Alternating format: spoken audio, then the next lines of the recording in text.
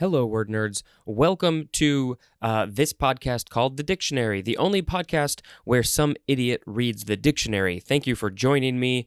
We're a few days into the new year. We've had a number of guests on in the recent episodes. I hope you like them. I hope to do more of those in that new style, where it's sort of an interview, sort of a conversation. It's way easier for me to do the reading instead of having the guests do the reading because there's a lot to explain. It just runs much more smoothly. My mouth is not working today, and it runs much more smoothly and takes a lot less time. So yeah, I like that. Although if they ever want to be the reader, I would be perfectly fine with that. All right, our first word for today is avenge, A-V-E-N-G-E. It is a transitive verb from the 14th century. 1. To take vengeance for or on behalf of. 2. To exact satisfaction for by punishing the wrongdoer. And then in parentheses, it was a wrong. So to exact satisfaction for a wrong by punishing the wrongdoer. Avenger is a noun. And I guess that seems a little bit weird that avenger is not its own word in the dictionary, but I guess avenge is the main part of it. You all know the movies, The Avengers, and the comic books and the characters. So yeah, that's that. Let's see. This is from Middle English, Anglo-French avenger, which is plus that is made from combining ad plus venger, which means to avenge, and there's more at the word vengeance. Next we have avens, A-V-E-N-S. It is a noun from the 13th century. Any of a genus of perennial herbs of the rose family with white, purple, red, or yellow flowers. And the genus name is Geum, Geum. Not sure of how to pronounce that word. Next we have aventail. I think that's how it's pronounced. It is a noun from the 14th century, and we just have the synonym ventail, V-E-N-T-A-I-L. So they just took off the A at the beginning of it. Next we have aventurine. So it's kind of like the word adventure, with no D. That's too complicated. A-V-E-N-T-U-R-I-N-E. It is a noun from 1811. 1. Glass containing opaque sparkling particles of foreign material as copper or chromic oxide. I gotta see a picture of that because that sounds like it might be very pretty. I don't know. Number 2, a translucent quartz spangled throughout with scales of mica or other mineral. Again, I want to see what this looks like. This is from French aventure with a T-U-R-E at the end. That means chance. And there is more at the word adventure.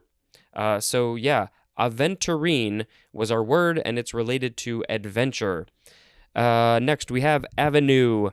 This is a noun from 1600. 1. A way of access. Synonym is route or route. People say it both ways, I think. Is there a third way that people say that word? Route?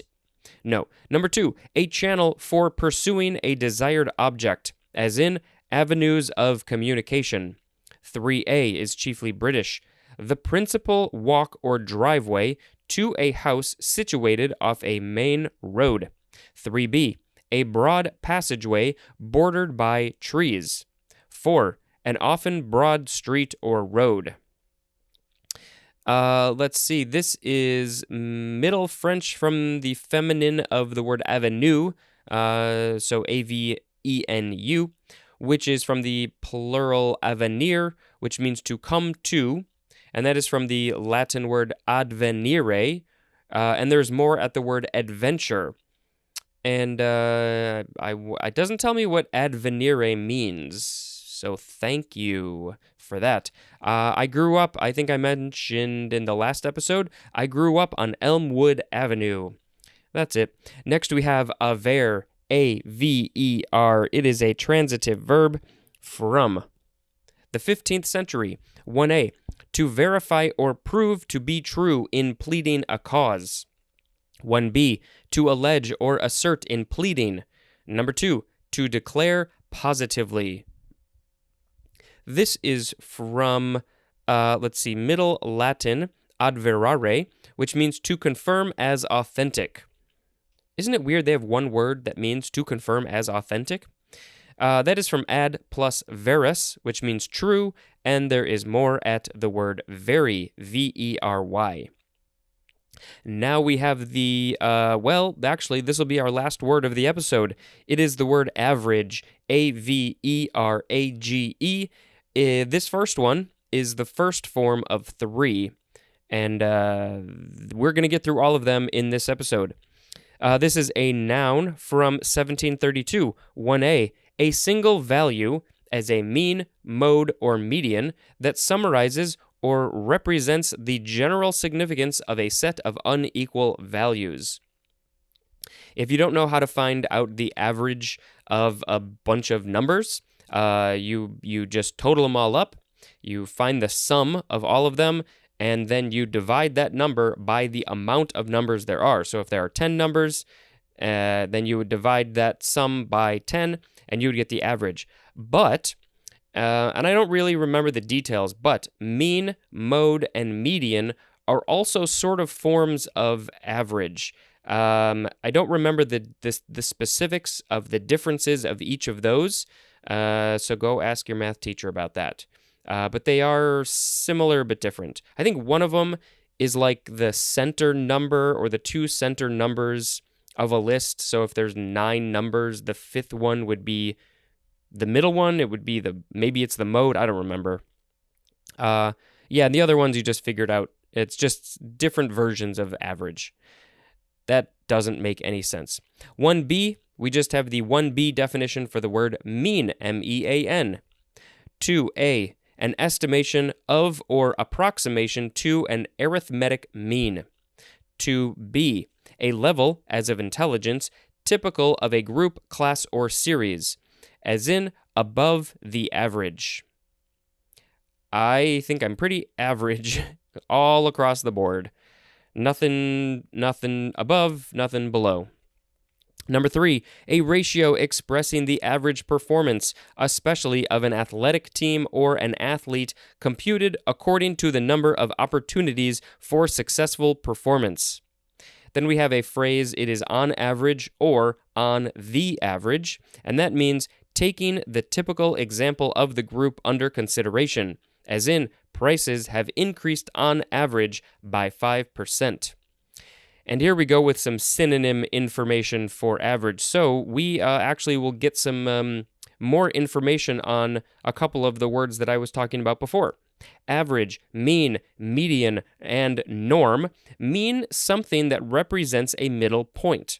Average is the quotient obtained by dividing the sum total of a set of figures by the number of figures. That's what I said, remember? As in, scored an average of 85 on tests. Mean may be the simple average, or it may represent value midway between 2 extremes, as in, a high of 70 degrees and a low of 50 degrees give a mean of 60 degrees. Okay, median applies to the value that represents the point at which there are as many instances above as there are below, as in average of a group of persons.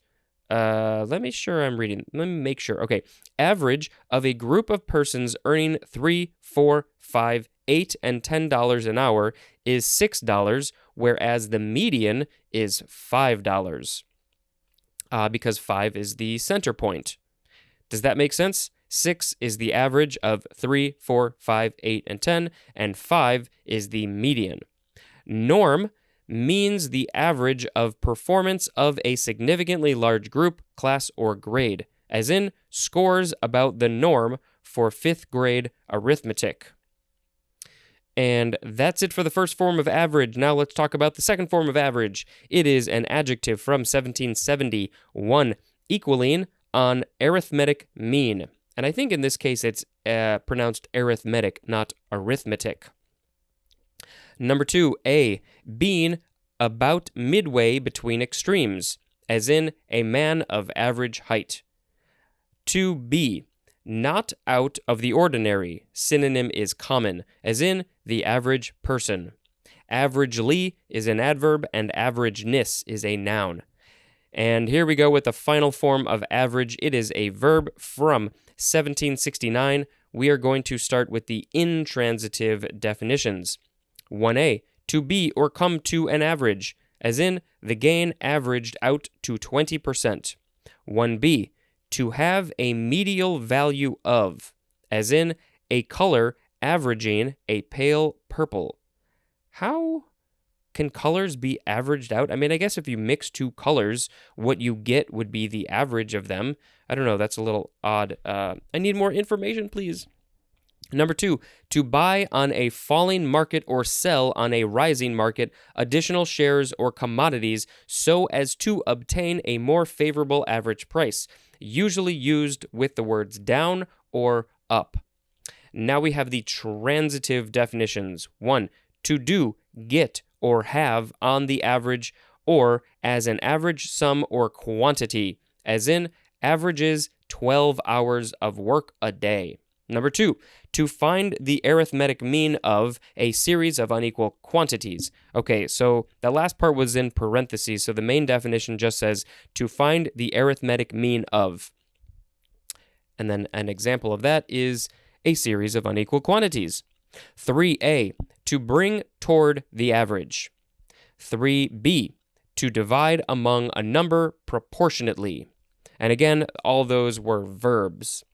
All right, so I have to pick a word of the episode. I kind of want to pick, let's see, what was this? It was this one, aventurine, because it sounds like it might be a cool-looking substance of some kind. All right, so aventurine is the word of the episode. What do I got to say? I don't know.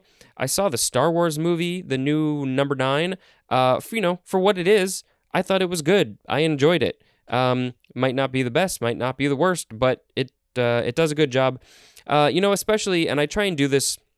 Sometimes I do it subconsciously, sometimes I have to force myself, but I try and get in the heads of the characters and the situation. And I think as long as everything makes sense with that world, whatever world you're watching, and the characters seem like they're going through something and are acting appropriately, I think that means they've done a good job. And if there's good acting, if there's bad acting, then that's hard. I thought it was great for what it was supposed to be, which is a Star Wars movie. And I also recently watched the second Jumanji movie, which, again, I mean, these are just sort of not so serious, fun movies, but that's what they are. And I thought they both did a great job. Again, you put yourself in the shoes of the situation, even though it's completely fantastical. I thought they did a good job. I thought the characters, especially in Jumanji, you've got actors acting as a character who's also acting as a character. It's very weird, and I thought they all did an amazing job given that situation.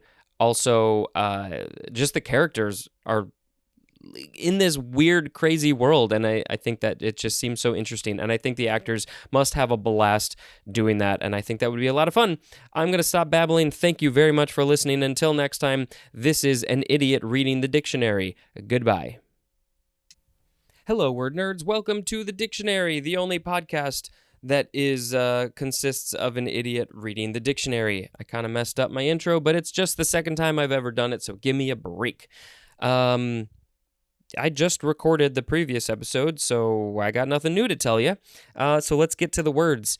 Averment is our first word, A-V-E-R-M-E-N-T.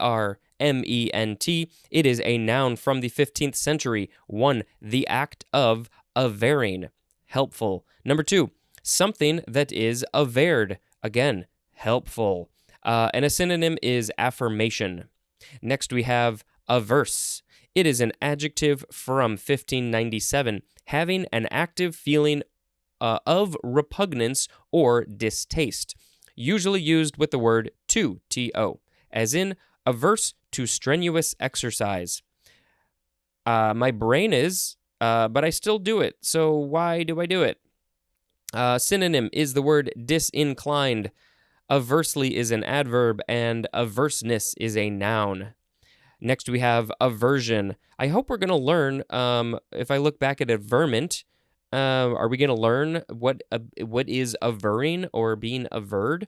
Where is that? Are we not going to get to that? Or did I already read it? Oh, look. Look at last episode. Aver. To verify or prove to be true in pleading a cause, or to allege or assert in pleading, or to declare positively. So that's that word. Next, we have aversion. It is a noun from 1596. One is obsolete. The act of turning away. 2A, a feeling of... Wait, did I already read this? Nope, I didn't. Repugnance is in both of these. All right, so 2A for aversion. A feeling of repugnance towards something with a desire to avoid or turn from it, as in regards drunkenness with aversion. 2B, a settled dislike, as in, nope, first we got to read the synonym, antipathy, as in expressed an aversion to parties. Well, whoever they're talking about, they don't like parties and they don't like being drunk. I think, how do we talk about alcohol? Being a little bit is okay, but it's real easy to cross that line and get too drunk. So some of you adults know what I'm talking about. Just be careful. And, if you don't like parties, you might be an introvert. I am a self-proclaimed introvert. I like to be alone. I like to be with my thoughts. But I'm also realizing that it's really awesome to be with people sometimes. People are cool. I can learn a lot from people. You've learned that about me just from the last week of episodes. So yeah, go meet some people. Now we have 2C, a tendency to extinguish a behavior or to avoid a thing or situation, and especially a usually pleasurable. Let me read that again. A tendency to extinguish a behavior or to avoid a thing or situation, and especially a usually pleasurable one, because it is or has been associated with a noxious stimulus. Noxious, that's bad. 3, an object of aversion, as in inconstancy is my aversion. And that is a quote from Jane Austen. That first word is spelled inconstancy. Inconstancy. I'm not 100% sure on what that means. Is it the opposite of something being constant? All right, next we have aversion therapy. It is a noun from 1946. Therapy intended to suppress an undesirable habit or behavior, as smoking, by associating the habit or behavior with a noxious or punishing stimulus, as electric shock. So this would be similar to, or related, I guess, to the 2C definition in the last one. Yeah, I assume that this works. I think I've heard of people who are who stop smoking in this way. So yeah, if you got something like that you want to stop, try aversion therapy. Next, we have aversive. It is an adjective from 1923, tending to avoid or causing avoidance of a noxious or punishing stimulus, as in behavior modification by aversive stimulation. Aversively is an adverb, and aversiveness is a noun. Now we have avert, A-V-E-R-T. Avert. That was my very quick impression of Ernie from Bert and Ernie saying, instead of, hey Bert, it's avert. That is a transitive verb from the 15th century. 1, to turn away or aside, as the eyes, in avoidance. So to turn away or aside in avoidance. Number 2, to see coming and ward off. Synonym is avoid, as in avert disaster. And yeah, if we look at the number 1 definition, it says as the eyes. That's typically how you hear this word used. At least I do. Avert your eyes when you aren't supposed to look at something for some reason. This is from the Latin avertere, which is from ab plus vertere, which is interesting. Oh, yeah, okay. Vertere means to turn, and there's more at the word worth, worth. Next, we have Avesta with a capital A. It is a noun from 1856, the book of the sacred writings of Zoroastrianism. I think I got that word out relatively well. Zoroastrianism, Zoroastrianism. This may have come up once in this book so far. I can't remember. We're on page 85. I've read a lot. I don't really know the details of Zoroastrianism, but that's a book. Let's see. Anything else? It is from Middle Persian. The word is abestag, and it literally means text, T-E-X-T. Now we have a related word. It is Avestan, with an A-N at the end. It is a noun from 1856, an ancient Iranian language in which the sacred books of Zoroastrianism were written. So, in the book Avesta, they were written in the language Avestan. And then it says, see the Indo-European languages table. Avestan is also an adjective. Now we have AVG. It is an abbreviation for the word average. Now we have avgas. I've not heard this. AVGAS. It is a noun from 1943. Gasoline for airplanes. Avgas. And this is from taking the first two or three letters of the words aviation and gasoline. So I'm sure you hear this a lot at airports or in the military, the Air Force specifically. They probably talk about avgas all the time. Next we have, what is this word? Avgolemino. Avgolemino. It sounds like a gibberish made-up word. Avgolemino.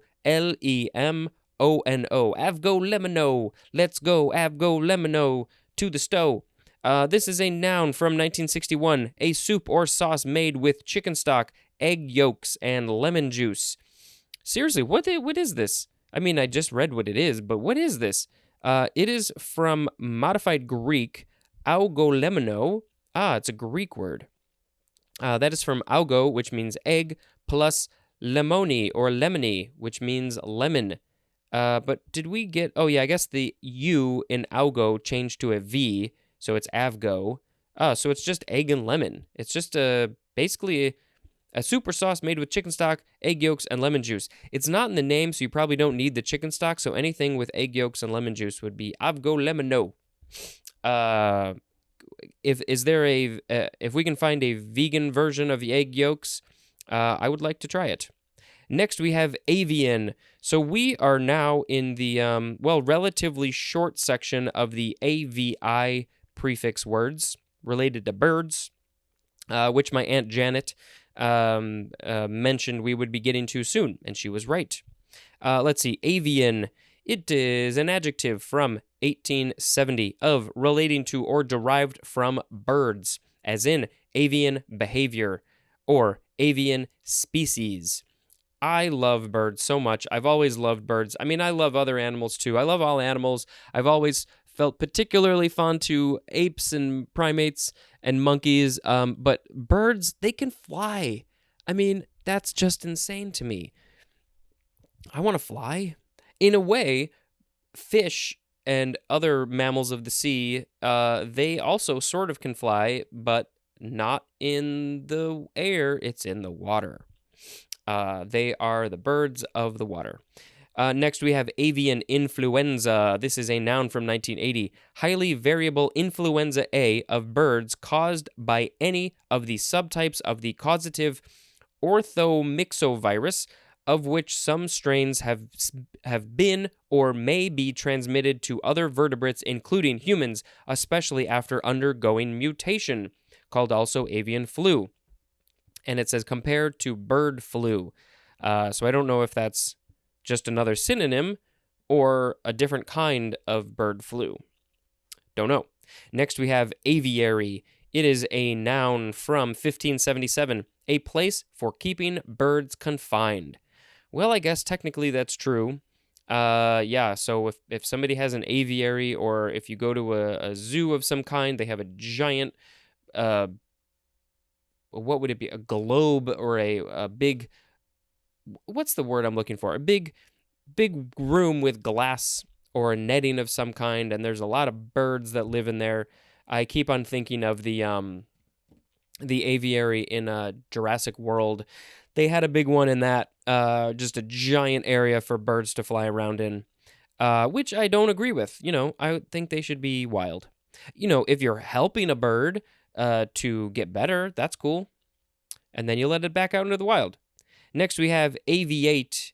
It is an intransitive verb from 1887, to navigate the air, as in an airplane. Aviate. Next, we have aviation. It is a noun from 1866. And did I go too far? Yeah, we'll make this the last word for the episode. Aviation. Aviation. Number 1, the operation of heavier than air aircraft. 2, military airplanes. 3, airplane manufacture, development, and design. So, what is the word of the episode? Well, just because I liked the way it sounds, I'm going to pick avgolemino. Avgolemino. Yeah, I think that's how it's pronounced. If any of you Greek speakers want to correct my pronunciation, go ahead, send me a message, leave me a voicemail, do whatever you want. That is it. Thank you very much for listening. I've got a Patreon. You get the episodes early. You can contact me. You can call my Google Voice and tell me your favorite word that started with the letter A, and I will edit these voicemails. When we are done with the letter A, which will not be long from now. In fact, today is January 6th. It is my parents' anniversary. Happy anniversary, parents. And until next time, this is some idiot reading the dictionary. Goodbye. Hello, word nerds. Welcome to the only podcast read by an idiot. What? That doesn't make any sense. The only podcast where some idiot is reading the dictionary. It's called The Dictionary, but you should have known that because you clicked on it. Okay, we have our first word for today. It is aviator. Aviator. This is a noun from 1877. The operator or pilot of an aircraft, and especially an airplane. I don't know why I said it that way. Next, aviator glasses. This is a noun from 1968. Eyeglasses having a lightweight metal frame and relatively large, usually tinted lenses. Can anybody tell me why aviator glasses look like that? Is there a reason they need to be large and like cover half your face?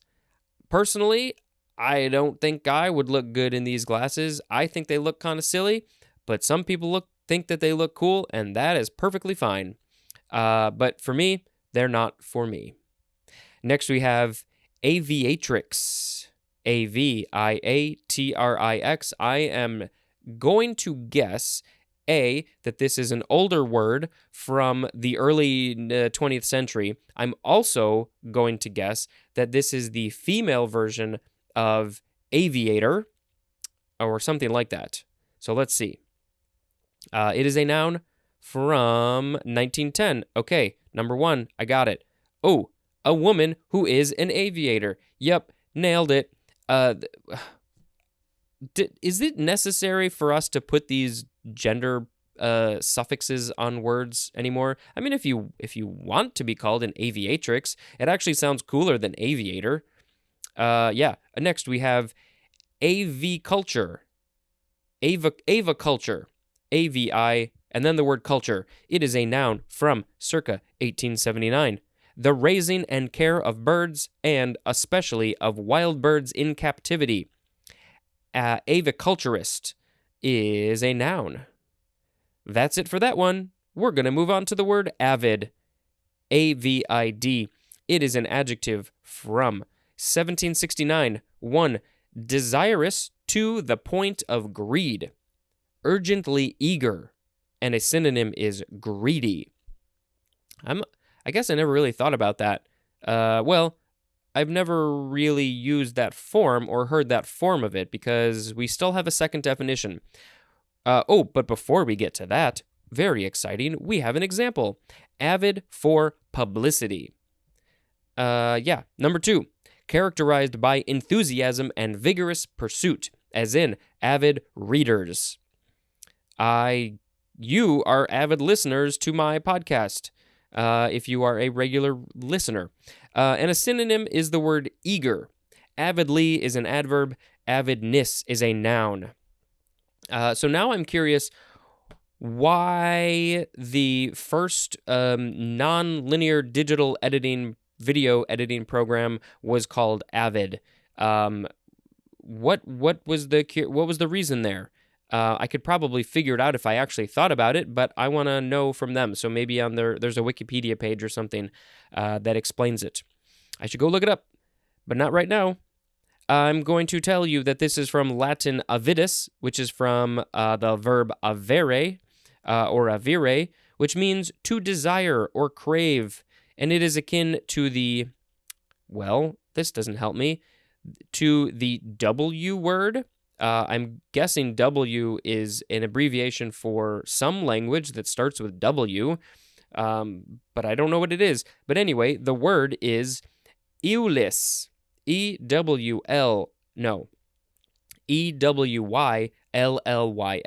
and that means desire. Also from the Old Irish word conoi, con-oi, which means he protects. That doesn't make sense to me. Next, we have the word avidin, avidin. This is a noun from 1941, a protein found in egg white that inactivates biotin by combining with it. So the avidin combines with the biotin, and then the biotin becomes inactivated. What happens to the avidin? I feel like there's somebody in the building with me, but the office is closed. But sometimes people come in, like me. Let's see. This etymology, avidin, is from its avidity for biotin. I don't know what avidity is, but I'm about to learn, and so are you, because it is our next word.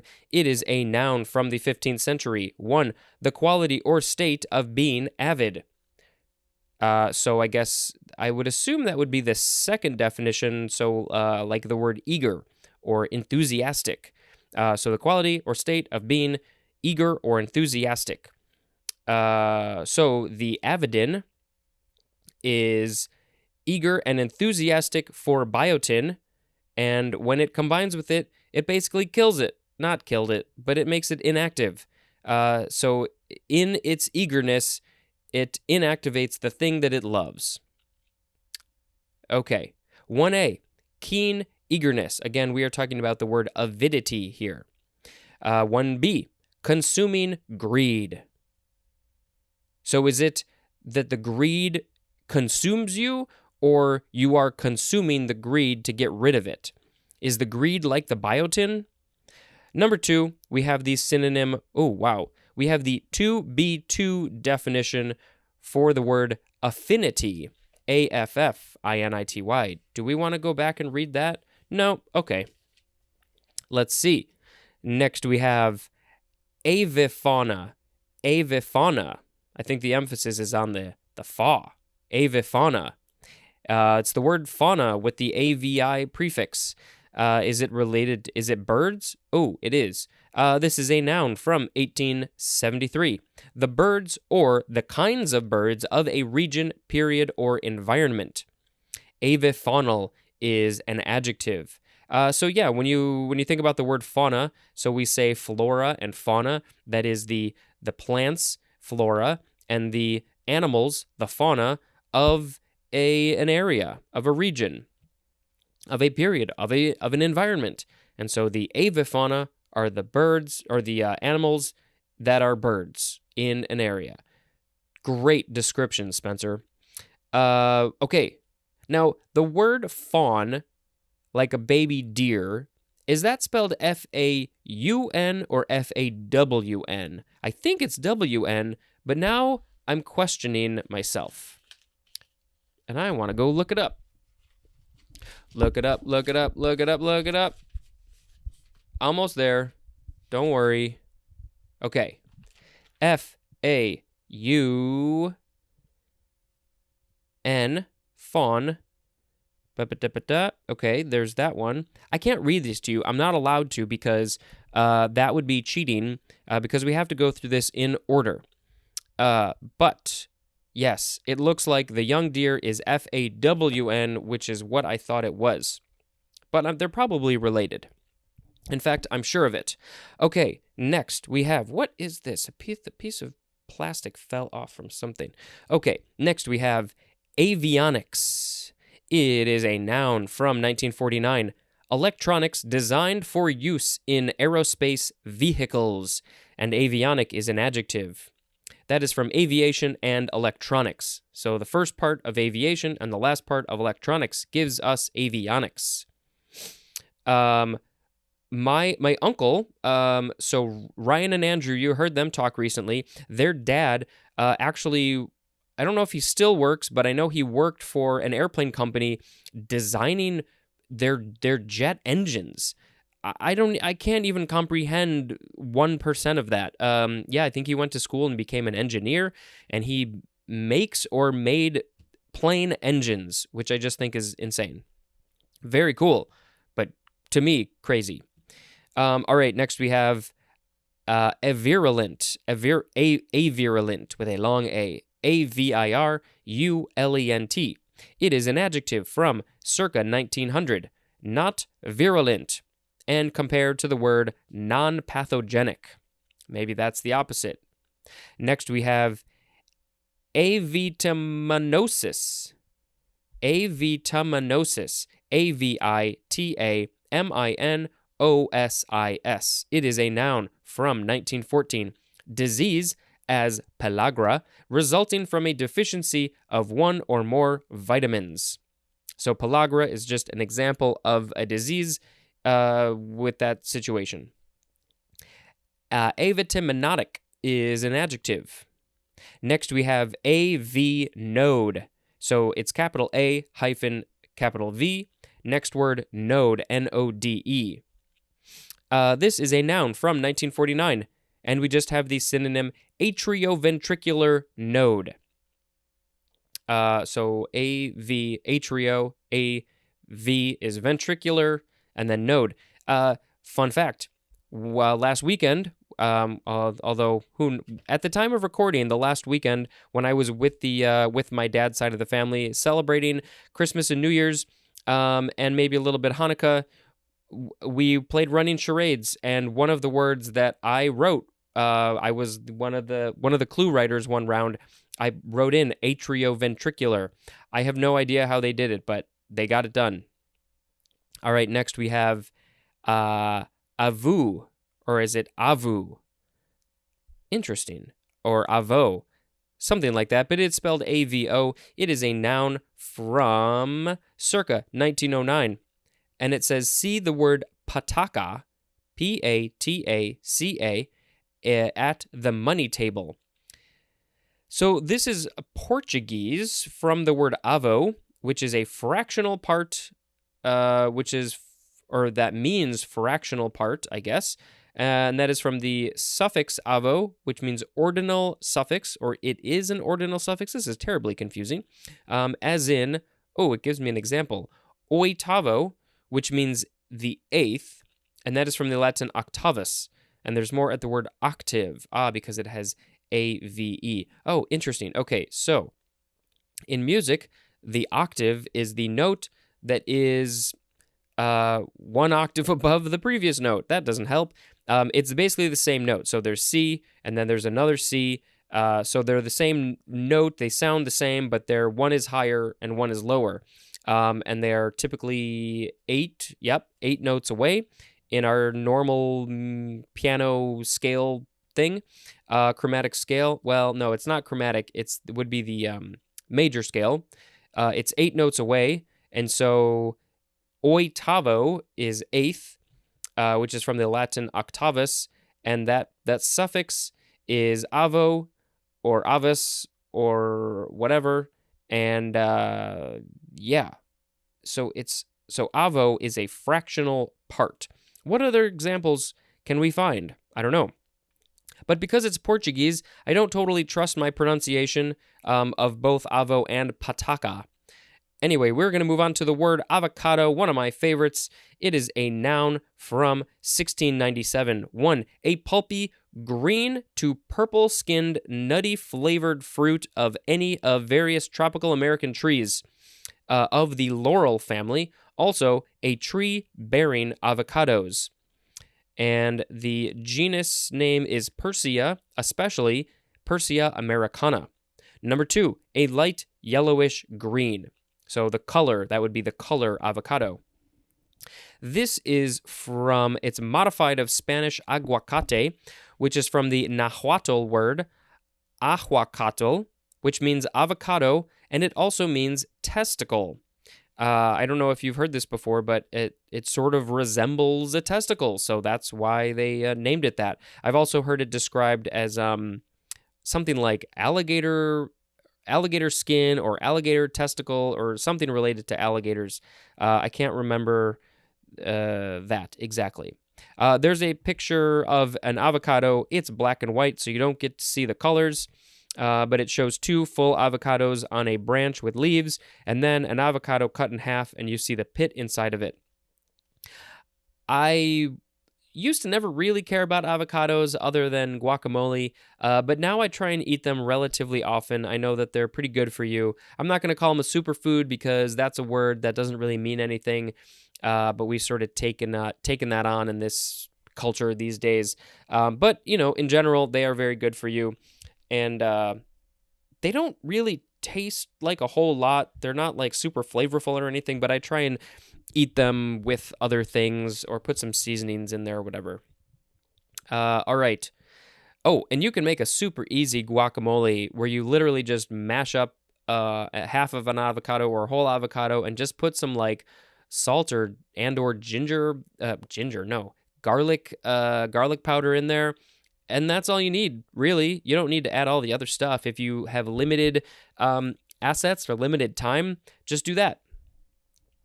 All right, next we have avocado pear. It is a noun from 1830, chiefly British, and we just have the number 1 definition for the avocado. So the avocado that we think of in the Britain land, they call it avocado pear because it's shaped like a pear. Next we have avocation. It is a noun from circa 1617. 1 is archaic. We have the synonyms diversion and distraction. Number 2, customary employment. Synonym is vocation. Number 3, a subordinate occupation pursued in addition to one's vocation, especially for enjoyment. And a synonym is hobby. All right, this is from Latin avocation or avocatio, which is from the verb avocare, which means to call away. Interesting. Which is from ab plus vocare, which means to call, which is from the prefix voc or the word vox, which means voice. And there's more at the word voice.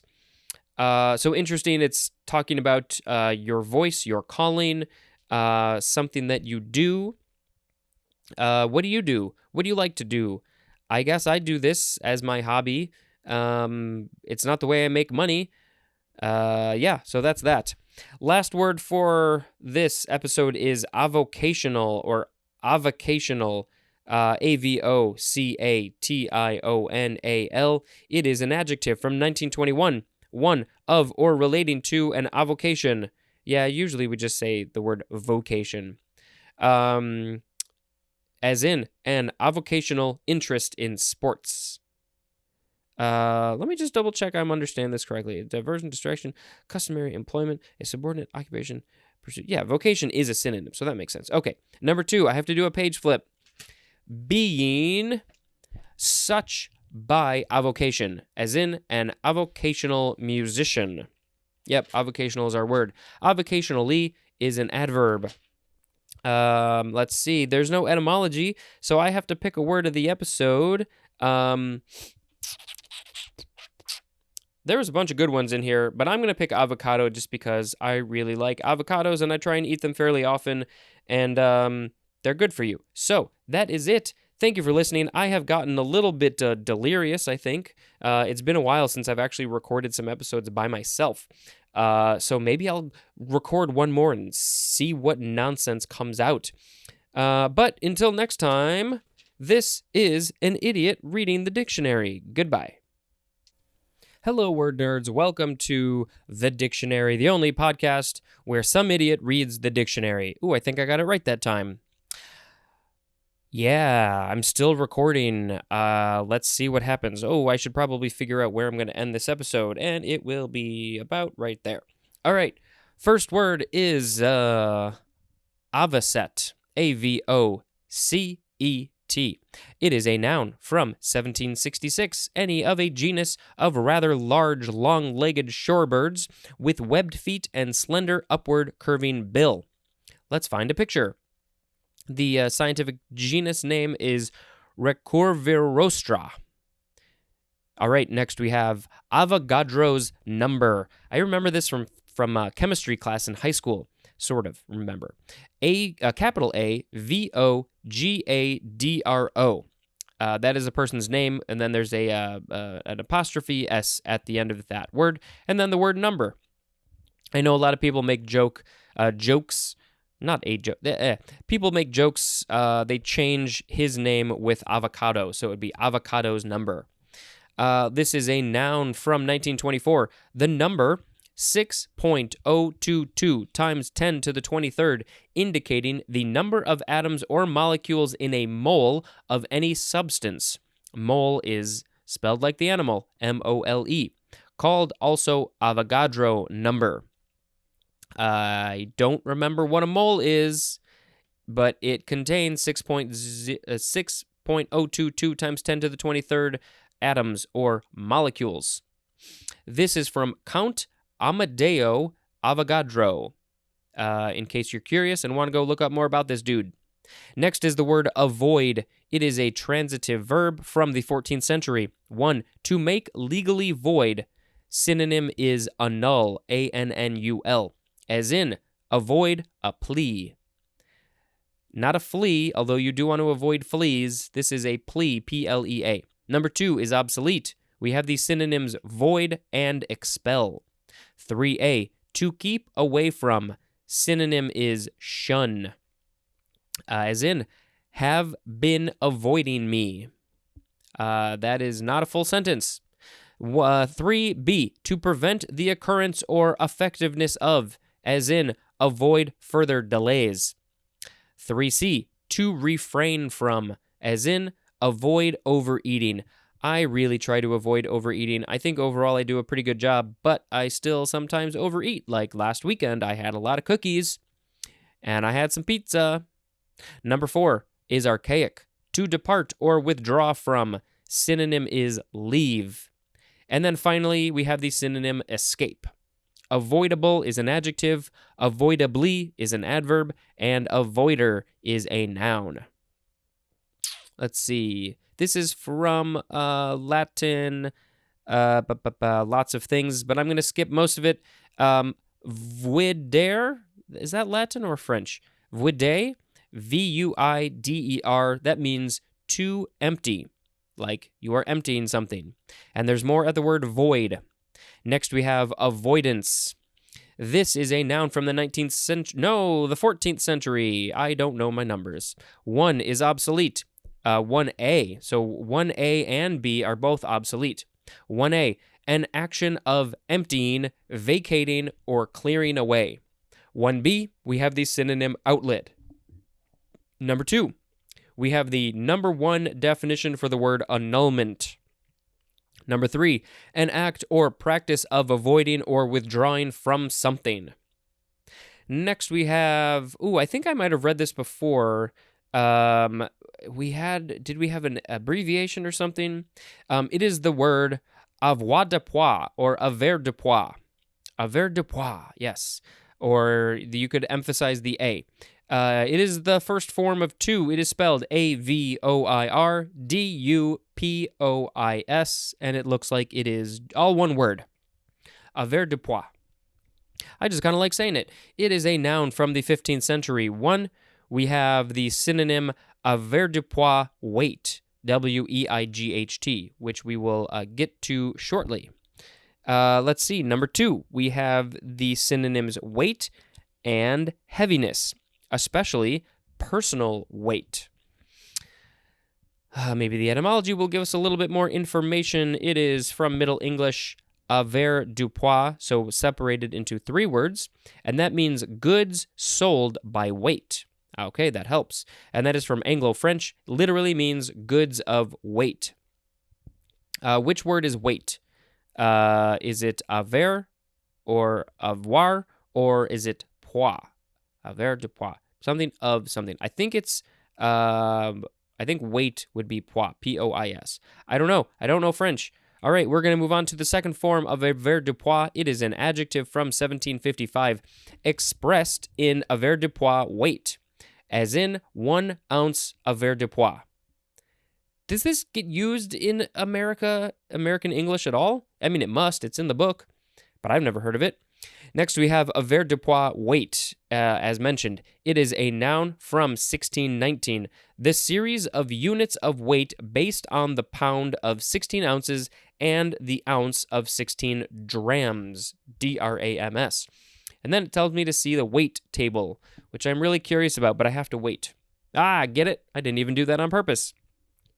Next, we have avouch. A-V-O-U-C-H. It is a transitive verb from the 15th century.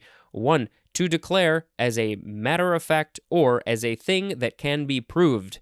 Synonym is affirm. Number 2. To vouch for. Synonym is corroborate. 3a. To acknowledge as an act as one's own. 3b. We have the synonyms confess and avow. It is Middle English, means to cite as authority. From Middle French, avocier or avocier, which means to summon. From Latin, advocare, and there's more at the word advocate or advocate. One is a verb and one is a noun. Next, we have avouchment. So it's the last word with a mint added to the end. It is a noun from 1574, an act of avouching. Synonym is avowal. Here we go with avow. We're almost at a vowel. Avow, A-V-O-W, it is a transitive verb from the 14th century. 1. To declare assuredly, as in, she avowed her innocence. Number 2. To declare openly, bluntly, and without shame, as in, ever ready to avow his reactionary outlook. Synonyms are acknowledge and assert. Avower is a noun. Here we go with avowal. It is spelled A-V-O-W-A-L. It is not the letter avowal like A-E-I-O or U or sometimes Y. It's its own thing. It is a noun from circa 1686. An open declaration or acknowledgement. And that is that. But next we have avowedly. It is an adverb. Usually these adverbs don't get their own entry in the dictionary. This is from 1656. 1. With open acknowledgement. Synonym is frankly. As in, an avowedly hostile review or hostile review. Number 2. By unsupported assertion or profession alone. Synonym is allegedly. As in, politicians remain skeptical of avowedly democratic intentions. And that is a quote with part of it in the middle taken out from Jerry Kirschenbaum. I don't know who that is. We are going to do one more for this episode. It is avulse. A-V-U-L-S-E. It is a transitive verb from circa 1765. Yeah, I should probably finish recording after this because my voice is getting raw. Okay, circa 1765. To separate by avulsion. This is from the Latin verb avallere, which means to tear off. And that is from velere, which means to pluck. And there's more at the word vulnerable. Avulsion is our next word, but I'm not going to read it. I'm going to save that for the next episode. You know what? Yep, I'm going to do that. All right, that is the end of the episode. We ended with a vulse, and I have to pick a word. Oh, darn it. There were some good ones here, but I'm going to pick Avogadro's number for reasons. And I need to go remind myself what a mole is. Why does it have that many atoms and or molecules? Thank you very much for listening to the only podcast where some idiot reads the dictionary. Until next time, I am that idiot. Goodbye. Hello, word nerds, and welcome to what's my thing? The new thing that I say now? The only podcast that has some idiot reading the dictionary. I think that is probably still true. Woo, woo, woo, woo, woo, woo. All right, our first word is avulsion. Avulsion.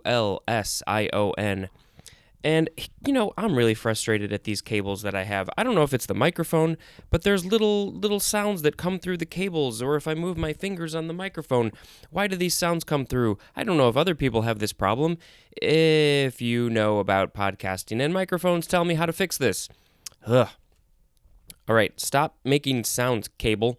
All right, avulsion is a noun from 1622, a forcible separation or detachment as a tearing away of a body part accidentally or surgically. Yeah, thanks, no, I don't want that. B, a sudden cutting off of land by flood, currents, or change in course of a body of water, especially one separating land from one person's property and joining it to another's. Well, there's a whole lot of different possible situations for that definition. Yeah, that first one sounds bad. Avuncular. Avuncular is our next word. Avuncular. This is an adjective from 1831. One, of or relating to an uncle. Oh, funny. I'm an uncle, so things about me are avuncular. Number 2, suggestive of an uncle, especially in kindliness or geniality, as in avuncular indulgence. Is there another context that the word uncle is used in other than, the brother of their person's, their sibling's child, you know what I'm talking about. Is there another way that uncle is used? Not that I know of. Avuncularity is a noun, and avuncularly is an adverb. So if I do anything related to my niece, is it like if we play a game or if I take her to a movie, am I doing that avuncularly? Is that so weird? All right, this is from Latin avunculus, which means maternal uncle, and there is more at the word uncle. Surprise, surprise. That's a fascinating word. I'm sure I've heard it at some point before, but I didn't remember that. So if I want to sound fancy now, talking to my family, I'll say that that thing happened avuncularly, or my avuncularity is very genial. Next word is aw. A-W. It is an interjection from 1852, used to express mild disappointment, gentle entreaty, and I think it's entreaty, or real or mock sympathy or sentiment. Aw. That can be used in so many ways. I don't think we're going to see the word AWW, because that's not a real word. But many of you probably know the subreddit on Reddit called AWW, and it's mostly just pictures of cute animals. So, if you're feeling down, go check that out. Next, we have AW again, but these are both capitalized. It is an abbreviation for 1, actual weight, 2, aircraft warning, 3, articles of war, or 4, automatic weapon. My actual weight is a mystery. Next, we have the AWACS, capital, all caps actually, AWACS. It is an abbreviation for Airborne Warning and Control System. I'm sure they say AWACS. I have no idea. Or AWACS? I don't know. AWACS on, AWACS off. Next, we have await. It's just the normal word await. It is a verb from the 13th century. Transitive definitions are first. 1 is obsolete. To lie in wait for. 2a, to wait for. as in awaiting his arrival. There's an old George Harrison song from the Beatles. I think it was on the Magical Mystery Tour. Was it Blue Jay Way? Maybe that's the song I'm thinking of. Supposedly the story is he was waiting for friends to show up at his house, and while he was waiting, because they got very, very late, he started writing the song about waiting for his friends to show up. Or like what they went through, why are they late? What's going on? So if you don't know that song, go check it out. Maybe I should play a clip here. Wasn't that a fun clip? To be, to remain in abeyance until, as in a treaty awaiting ratification. 3, to be in store for, as in wonders what awaits him next. Ooh, I am awaiting my future. I'm not necessarily trying to get there. I'm not trying to find out what it is, but I am very curious to know what my future will be. I want to know what your future is going to be. What's her future going to be? What's his future going to be? It's so interesting to see what happens next. But I try and live in the now, and then the future becomes the now. All right, now we have the intransitive definitions. 1 is obsolete. We just have the word attend. Number 2, to stay or be in waiting. Synonym is wait. Number 3, to be in store. All right, we are going to move on to awake. It is the first form. I am barely awake, as maybe you can tell from my voice. I'm recording this in the morning, which I don't usually do. Maybe I'll save that for the end. Okay, this is a verb from before the 12th century. The intransitive definitions are first. 1, to cease sleeping. Number 2, to become aroused or active again. Number 3, to become conscious or aware of something, as in awake to the possibilities. Ooh, what are the possibilities? Let's see, now we have the transitive definitions. 1, to arouse from sleep or a sleep-like state, as in awoken by the storm. And sorry for the sniffles, I just came in from the cold, and so my nose runs, because that's what happens with noses. Number 2, to make active, stir up, as in awoke old memories. Let's look at some etymology. Anything we want to say? Not really. Okay, I'm going to move this cable because it's rubbing up against the chair. So maybe if I put it over there, it won't make so much noise. God, this is so weird. Okay, let's see. Now we have the second form of awake. It is an adjective from the 13th century. Fully conscious, alert, and aware. Not asleep.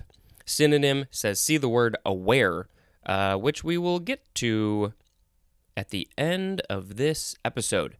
That's the last one. Let's see. Next we have awaken. Awaken the Kraken. Is that it? I don't know. It's a verb. It's a verb from before the 12th century. Synonym is awake. Awakener is a noun. That is the one who is doing the awakening of the Kraken. Let's see. Now we have the word award.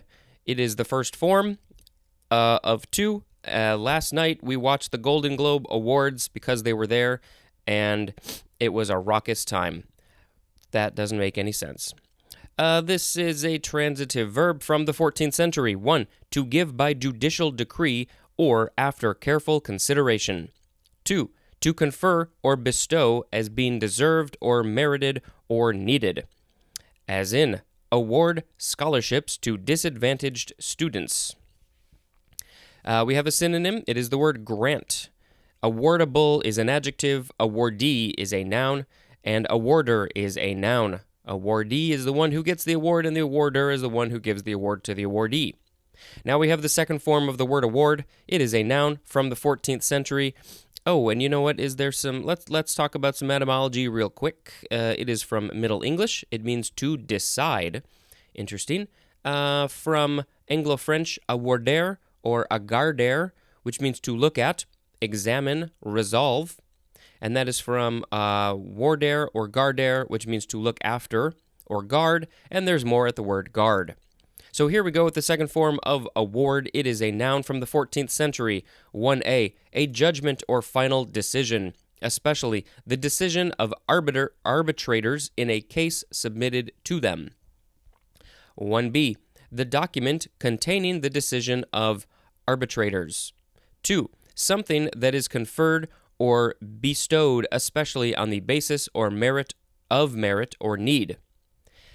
Let's see. Ricky Gervais hosted the awards last night, and personally, I love that guy, and what comes out of his mouth might not be the most appropriate, but I love that especially, and that he calls people out on their stuff. And I love that there were a lot of people who were speaking about climate change and animal welfare, especially with Australia burning right now. It's pretty ridiculous, especially the first one that I can think of was Joaquin Phoenix, and he was grateful that the awards were plant-based in some form. I don't know if that was just food or if that was whatever, but that's just something that can be done to help climate change. Sorry to get political, but this is a thing that everybody needs to do their part of. Otherwise, we are screwed. Look at Australia. Next, we have aware, A-W-A-R-E. It is our last word for this episode. It is an adjective from before the 12th century. One is archaic. We have these synonyms watchful and wary, W-A-R-Y. Number 2, having or showing realization, perception, or knowledge. And awareness is a noun. This is from Middle English iwar, I-W-A-R, from Old English gewaer. That is spelled G-E-W-A-E-R, and that A-E at the end is that ash word, letter thing. Big sniffle. Let's see. That is from where, W-A-E-R, which means wary, and there's more at the word wary or the prefix co, C-O. So we have some synonym information for aware, and that is going to be it. Aware, cognizant, conscious, sensible, alive, and awake mean having knowledge of something. Aware implies vigilance in observing or alertness in drawing interferences from what one experiences, as in aware of changes in climate. Funny, that example should be coming up right now. Are you aware of the changes in climate? Because I am. Cognizant implies having special or certain knowledge as from first-hand sources, as in not fully cognizant of the facts. Conscious implies that one is focusing one's attention on something or is even preoccupied by it, as in conscious that my heart was pounding. Sensible implies direct or intuitive perceiving, especially of intangibles or of emotional states or qualities, as in sensible of a teacher's influence. Alive adds to sensible the implication of acute sensitivity to something, as in alive to the thrill of danger. Awake implies that one has become alive to something and is on the alert, as in a country always awake to the threat of invasion. And that, again, is something that is very prescient. Is that the word? Prescient right now. This won't air for a few days, but and again, I don't follow politics as closely as I should, but I know there's a lot of stuff going on with Iran right now. So we are in a very weird time right at this moment.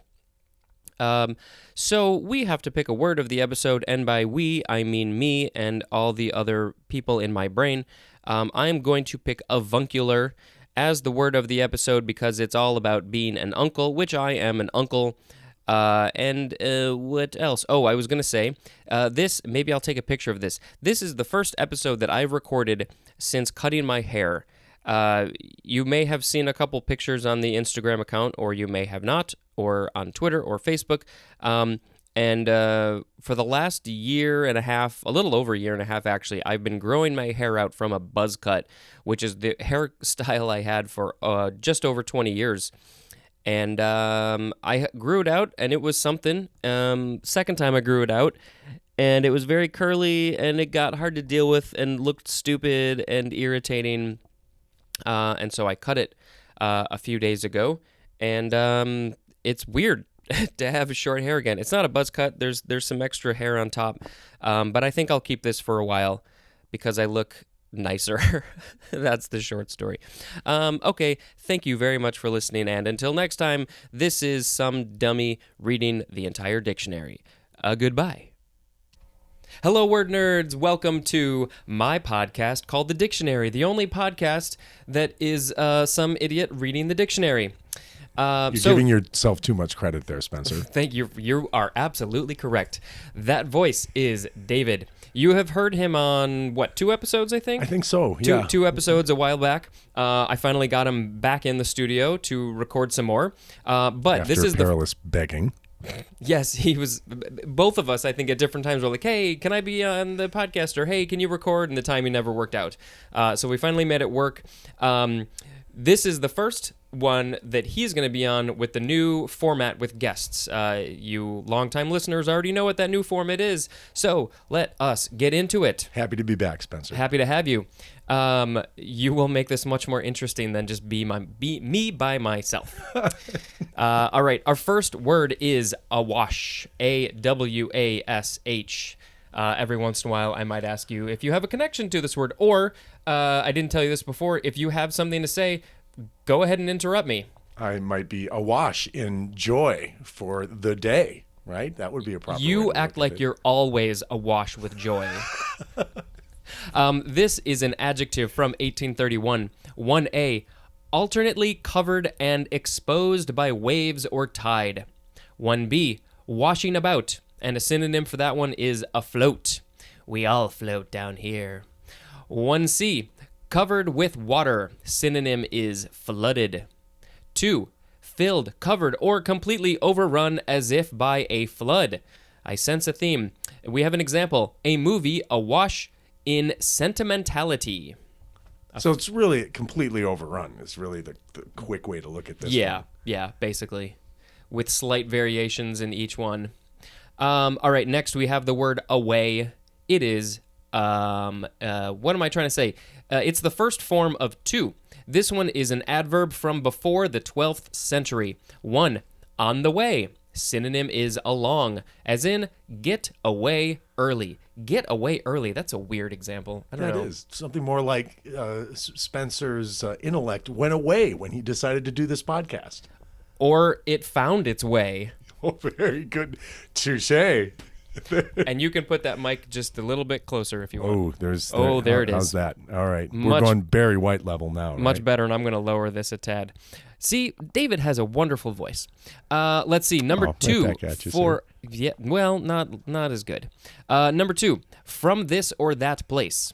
That's fun. As in, go away. Go from this or that place. That reminded me of the Dr. Seuss book, Oh, the Places You'll Go, although it didn't have the word away in it. So that doesn't make sense. 3A, in a secure place or manner, as in locked away. Where are we? 3B, in another direction, as in look away. Or the balloon went up, up, and away. Yep, that's what it did. Let's see. Now we have number 4, out of existence, to an end, as in echoes dying away. That was very poetic. Echoes dying away. It sounds like a band. That would be a good band name. I don't call dibs on that, so if you want that band name, go ahead and take it. Number 5, from one's possession, as in gave away a fortune. That's very generous of that person, I think. Number 6, steadily onward. And a synonym is, I don't think I've ever seen this form of this word, uninterruptedly. Uninterruptedly. That's a long adverb. Uninterruptedly. Yeah. Wow. Sounds made up. It does. Let's see. And we have an example. Clocks ticking away. Or clocks ticking uninterruptedly. Number 7, by a long distance or interval. Synonym is far, as in away back in 1910. And that was 110 years ago. You can literally say a way back instead of way back? Sure. Ooh. The dictionary says it's legal. That's the end all, right? It's the word Bible, per se. It is. It's the word Bible.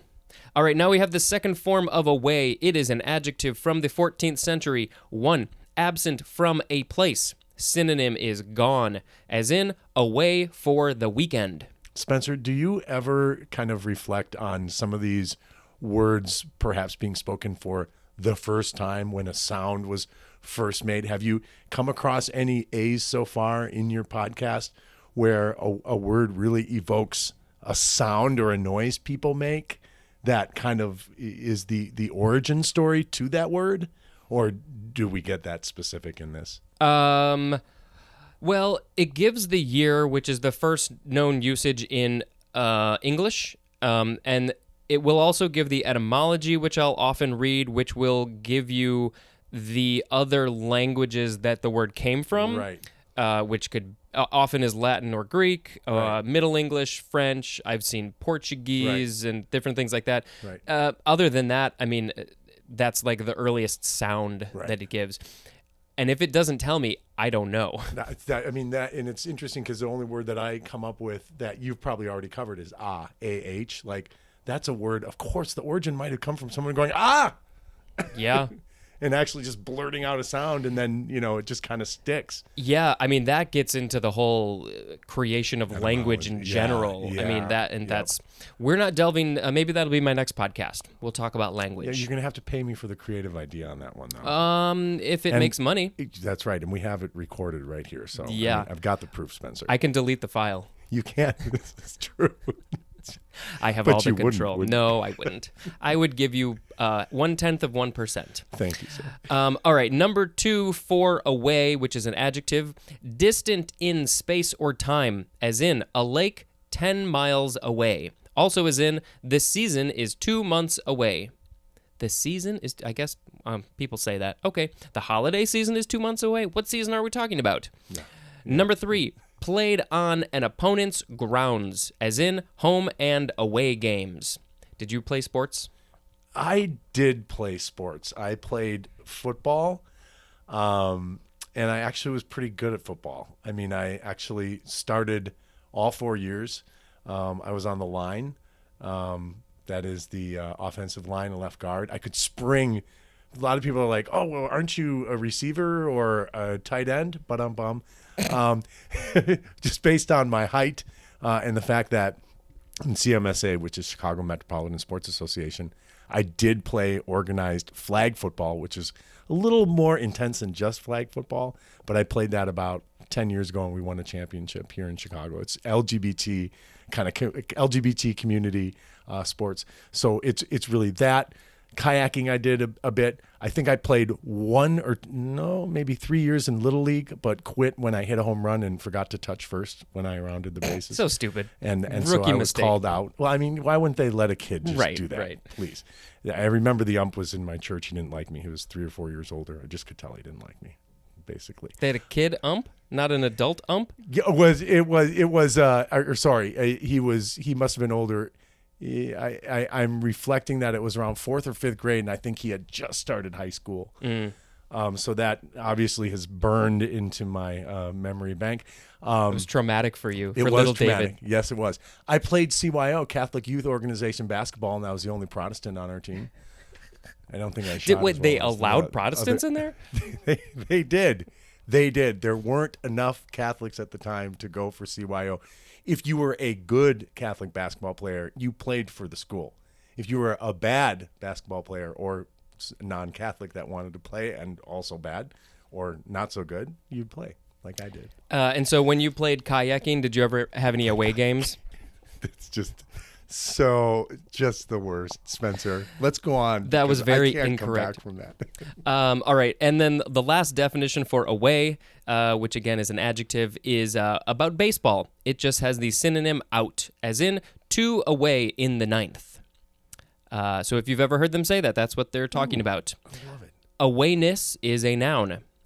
And now we have an abbreviation. It is AWD, all lowercase, and that stands for all-wheel drive. Next, we have... What's so funny about all-wheel drive? I love how random the dictionary is. Once you really get into it, right? You're Yeah. telling me, right? Well, right, no, but I've had the same thought because you'll be reading a whole bunch of words that seem related, and then all of a sudden there's a word that seems to come out of nowhere, but it's not because it's alphabetical. Right. The book is written abecedarian. which is a word I learned in one of my earliest episodes. One more quick question midstream. Yeah. Is there an origin country that seems to be a vast majority so far in this early point of getting through A's? So not so much a country, but a language. Yeah. It would be either Latin or Greek. Right. For English words. Right. The vast majority of them come from Latin or Greek. Right. Yeah. Makes sense. And English is weird because it's partly a Romance language, which is where the Latin comes from, like Spanish, Italian, Right. French. I've talked about this with other people before. And then I guess the other part comes from Greek, but I don't know. I have to learn a little bit more about that. But yeah, Latin and Greek are definitely the most. Speaking of, our next word is awe. A-W-E. This is the first form of two, and I'm sneaking ahead. Our etymology says it's from Middle English, but there's a little bit more, which we'll get into. This is a noun from the 13th century. 1. An emotion variously combining dread, veneration, and wonder that is inspired by authority or by the sacred or sublime, as in stood in awe of the king, also as in regard nature's wonders with awe. Or you can imagine somebody in the 1200s said, "Oh!" I was literally just going to say that this is a perfect example of one of those where it makes a sound. You're awed by something. Your mouth opens and you go, "Ah!" Whatever sound that comes up. That's a word that seems like it has come from possibly a sound. Right. Yeah. It is a part of a word that I have overused in my life. Awesome. Awesome. As a Gen X freak, I mean, I say awesome, excellent, awesome, and go back and forth between the two. It's also in another one of your favorite words, which I called out a number of episodes ago, auspices or auspice, under the auspices of. Oh, thank you. Okay, I'm glad that is awesome that you would bring that up. But it's right there at the beginning of the word, even though it's not spelled the same way. As long as I'm using it right. I think so. Yeah. Let's see. I was going to say something else or going to ask, what was that phrase? Shock and awe. That was a phrase. Shock and awe was originally, from what I remember, it was when we bombed, was it when we bombed Baghdad? Wasn't it the kind of the Bush administration's like the second cheer? The second Bush. Yeah, right. The second Bush, shock and awe. Yeah. I don't remember the details because, as I've mentioned, I don't follow closely enough to politics. But yeah, it was around maybe 2000 or so. Spencer, let me tell you, I am so old that they might be referring to the Gulf War I, the first. Did they use that phrase? I believe they did. Well, and maybe someone out there can correct me if I'm wrong, or support me with more evidence as such. I think it was used. Well, since you are 40 years older than me, that's a joke, by the way. Since you are so much older than me, you would remember more from that first Gulf War. I'm a youthful 85-year-old sounding guy. Very right? youthful, very youthful. Only a few white hairs. I don't specifically remember them saying shock and awe at that time, but I was also like 10 or 11. Yeah, right. But I do remember it during the second Gulf War. Right. But again, right. We don't know nothing. For some reason, I remember Rumsfeld saying it a lot. Much like when he was saying we know what we don't know, we don't know what we don't know, and do know what we might not know. Anybody who lived through that second Gulf War absolutely probably remembers shock and awe. Right. But we've talked plenty about that. We are going to move on to the number 2 definition for the first form of the word awe, which is a noun. It is archaic, or both definitions for 2 are archaic. First, we have 2A. Synonyms are dread and terror. Well, those are wrong then. If the definitions are archaic, I mean, then we've got to make a new definition here. It's just giving us all of the possibly used definitions for this word. People used to use it for dread and terror, but I guess they don't anymore. Let's see. 2B, the power to inspire dread. Good times. All right, the etymology says this is, as I said, Middle English from the Old Norse. We don't usually see that one. The word agi, A-G-I, I don't know how to pronounce that. And it is akin to the Old English word ege, ege or igi, or igig, I don't know. That means awe. And it is also from the Greek word achos, achos, which means pain. Like, ow, that hurts. I have a pain. Well, here we go into origin of words like ouch. That has to come from there. Sorry to skip ahead to the O's. No. Do that. But that I would. Right? It doesn't say that is here, but I absolutely would not be surprised if those are connected somehow. Right? Because don't you instinctually say "ouch" if you're hurt in the moment? It's almost like you're just saying a noise, and it's actually turned into a word. Right. Which I'm sure "ouch" is in here, but yeah, that's one of those that comes from just a guttural sound, a visceral sound. Right. And I'd be curious to know if other languages have a different word for "ouch." But I don't know. Have to look into that. A good point. Also, I wanted to go back to something you had described here. You described some of the words coming from Middle English. Mm-hmm. Have you ever come across beginning English or end English? Well, it'll have even in this one, it's Middle English and then also Old English. That's that EGE word that was Old English. So what does Middle English? I don't know. You're asking the wrong person. Well, you were waiting for me to it's ask, just right? different Like David, time. don't ask that. Please don't say it. They're just different times when English was used, and I think that there was a change in the language. Right. Between Old English and Middle English. Something happened in the language. Right. It changed or it Right. evolved, and there was a specific point. And then I guess, I don't know if there's a newer English that's not the one that we're speaking now, but that's after Middle English. Right. Or that's what I'm asking. Yeah. What that all looks like. Maybe we can do some studying on that and come up with some answers on at least your next episode, because I'm surely not going to be on your next episode. Surely. You need to, you only, you take me in spades here. Yeah, the people can only handle so much, David. This is true. No, we cannot do any more studying on that topic. That is all we can say. But I will say there are other ones that will also say like middle or old, like other like Old Irish or Oh, there we go. Okay, Old High German. You'll see that. Right. Yeah, the other languages have that same type of thing. Germans get stoned? Uh-huh. Wow. This is a family-friendly podcast. This is. All right, we are going to move on to the second form of awe. It is a transitive verb from the 13th century, to inspire with awe, as in, we were awed by the beauty of the mountains.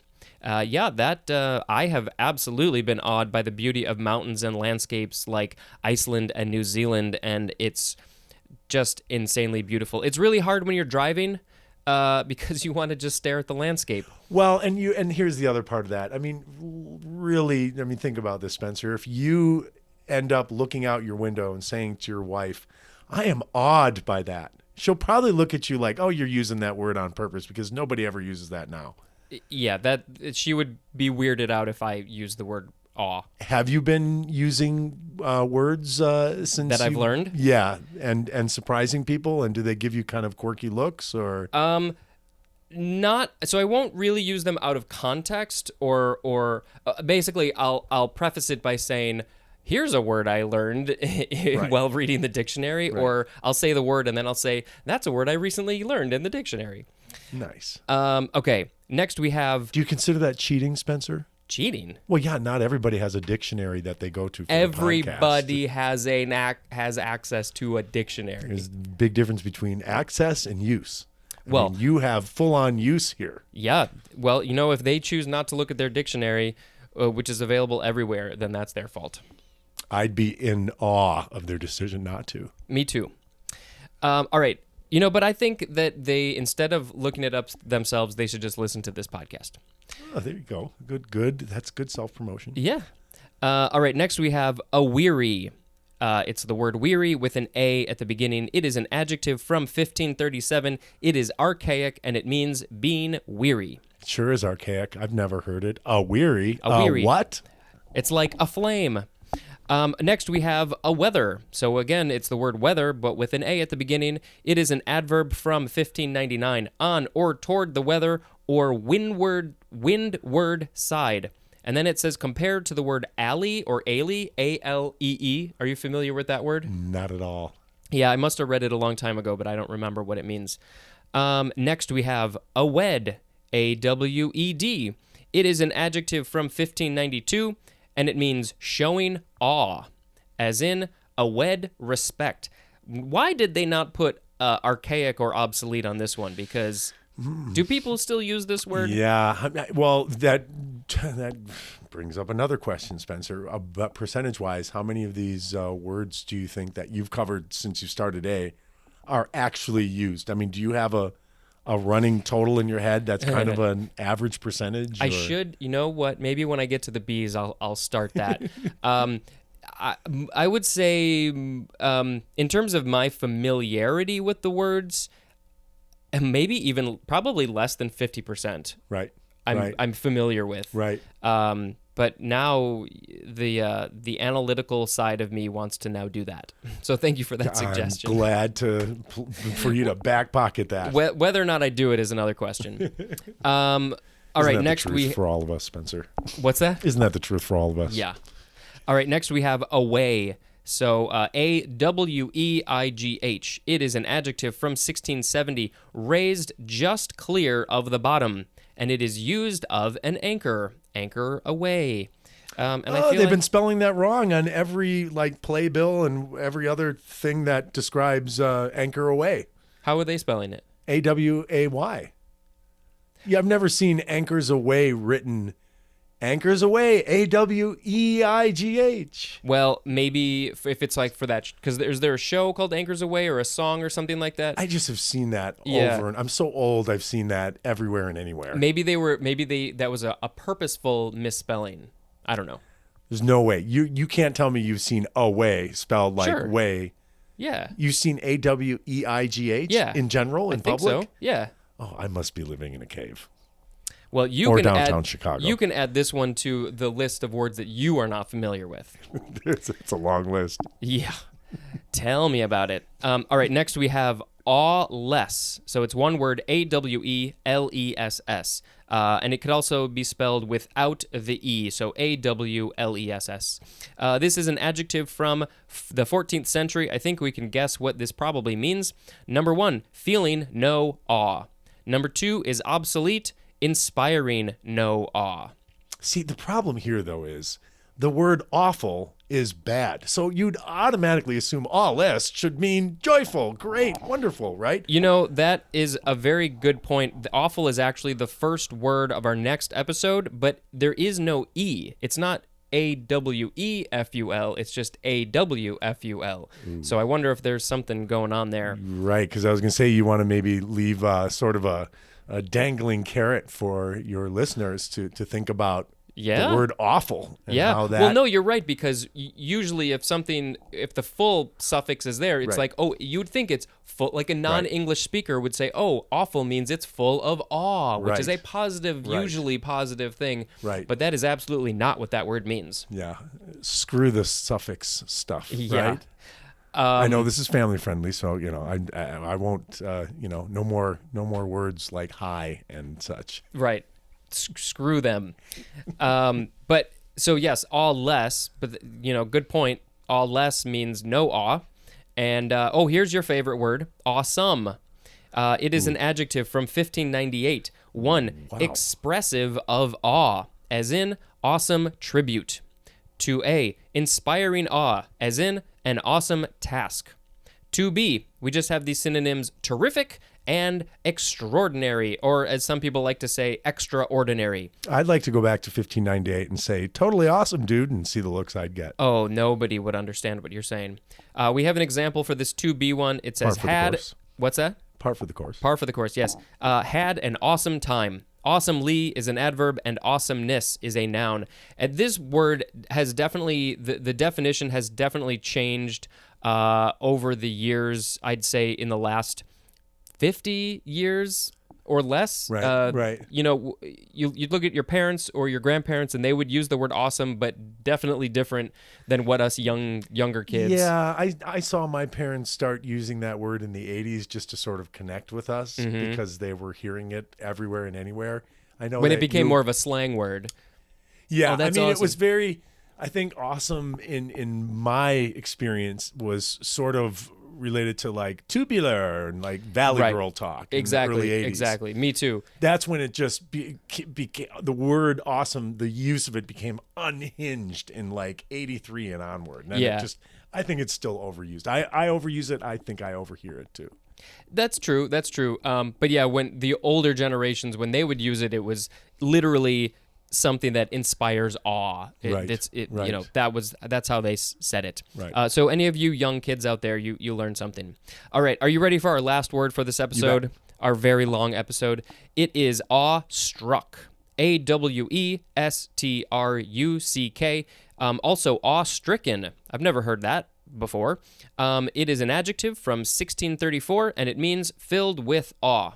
I am awe-stricken by how much we talked about these words. So you have to pick a word of the episode. Do you want me to read through them quickly to remind you what they were, or do you know what you like? Well, oh boy, that's a tough one. Okay, let's go back to awesome. That's your word? That's my word. I kind of figured you might pick that one. All right, well, that is the end of this episode. Thank you to David for being my guest. I like this new format. It's much more conversational and fun.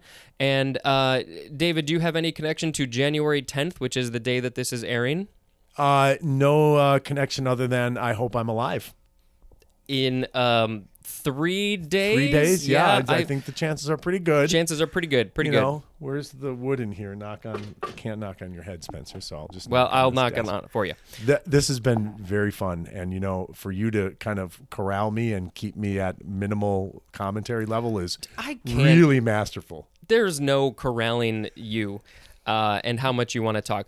If you want to hear somebody who talks a lot, though, go listen to the January 1st episode where my brother-in-law Mark was on, and that man can talk, and I love listening to him. The two of you should get together and chat it out. Sounds like an awesome guy. He is, and so are you, and so are all of you listeners. Thank you for listening, and until next time, this is some dummy and David reading the dictionary. Thank you, and goodbye. Hello, word nerds. Welcome to another episode of The Dictionary. This is the podcast, the only podcast that I'm aware of where some idiot is reading the dictionary.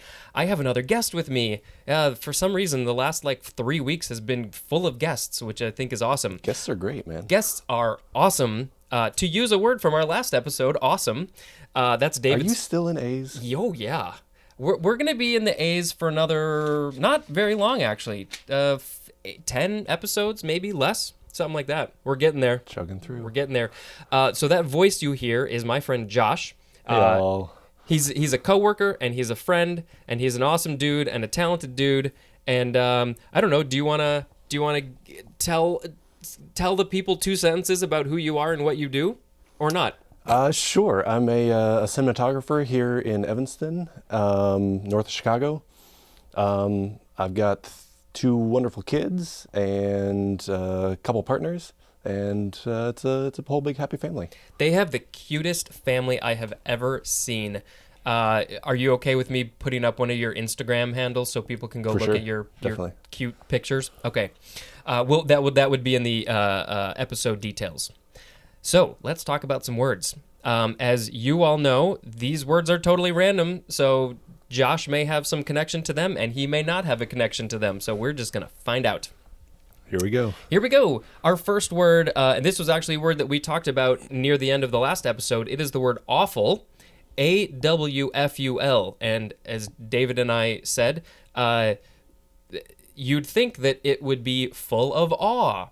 But that's not what that word means. So this is the first form. It is an adjective from the 13th century. But here we go. The first definition says inspiring awe.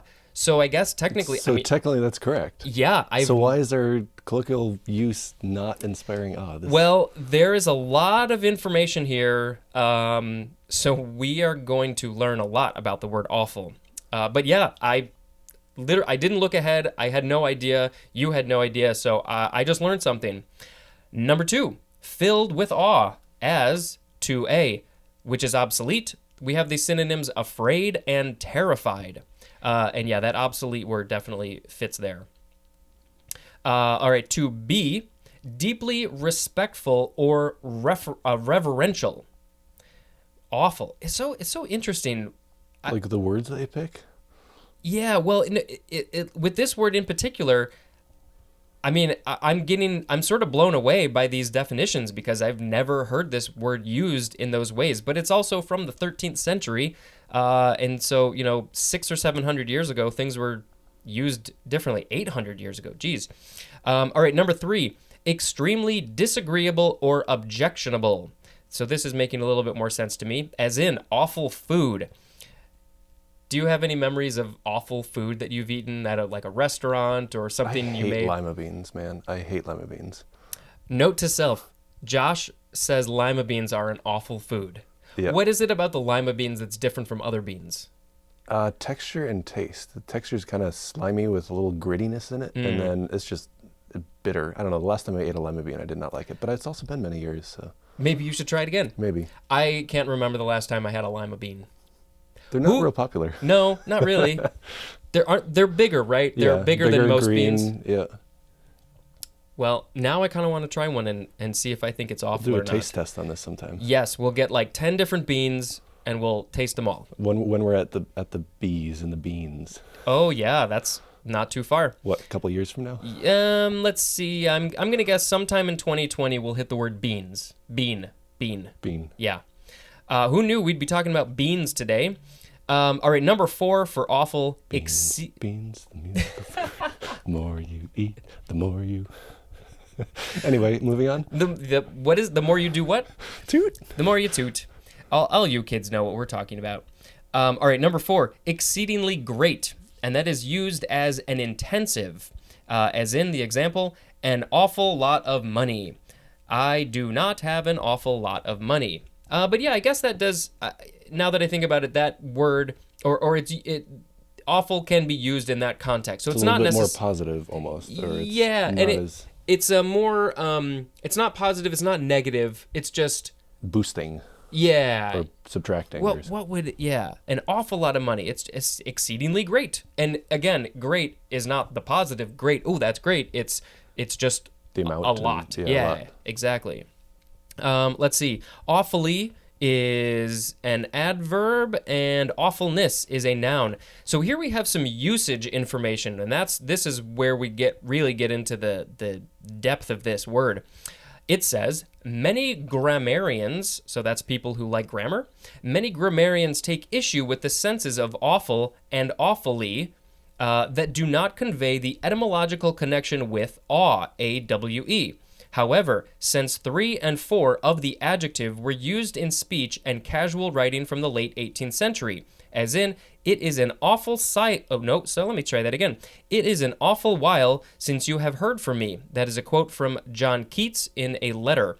Also, as in, there was an awful crowd. And that is from Sir Walter Scott, also in a letter. And we have another example. This is an awful thing to say to oil painters. That's a funny quote. Oil painters. Yeah, that is from William Blake. So those are all from the late 18th century. Next sentence. Adverbial use of awful as an intensifier began to appear in print in the early 19th century, as did the senses of awfully, corresponding to senses 3 and 4 of the adjective. Both adverbs remain in widespread use, as in a sad state of affairs and awful tough on art. That is a quote from H.L. Mencken. Also, as in, and another example, the awfully rich young American. That's from Henry James. Another example, decided to play it so awfully safe. And that is from A.M. Schlesinger. There's a comedian, an awesome comedian, with the last name Schlesinger, but I think it's spelled a little bit differently. But A.M. Schlesinger was born in 1917. It tells me that for some reason. I don't know why. That was a mouthful. So that's some interesting usage information about the word awful. I know when you first hear that word, you'd think of like, oh, it's really awful. It's horrible. It's terrible. But then almost every other usage besides that one specific is boosting. It's great. It's or inspiring awe. Right. It's awfully good. Oh, right. I feel like the next time I'm in an amazing landscape, I'm gonna say, that's awful. This is an awful landscape. Right. And people are like, what are you talking about? Hey, look at the dictionary. It's not me. It's technically totally cool to say that. All right. We are going to move on to now the second form of awful. This one is an adverb from 1818. Don't worry. It's short. We have these synonyms very and extremely, as in the example, awful tired. I'm awful tired. I didn't get a lot of sleep last night. So yeah, that's another usage of it. It's tiring to have 2 kids, man. Oh, you are probably... I am awfully tired. Yes. Well, when we're done here, you can go take a nap. Okay, sounds good. All right, next we have a while. It's the word while with an A. It is an adverb from before the 12th century, and the definition says for a while. And again, we have some usage information, which says, although considered a solecism by many commentators, a while, like several other adverbs of time and place, is often used as the object of a preposition, as in, for a while there is a silence, and that is from Lord Dunsany, Dunsany.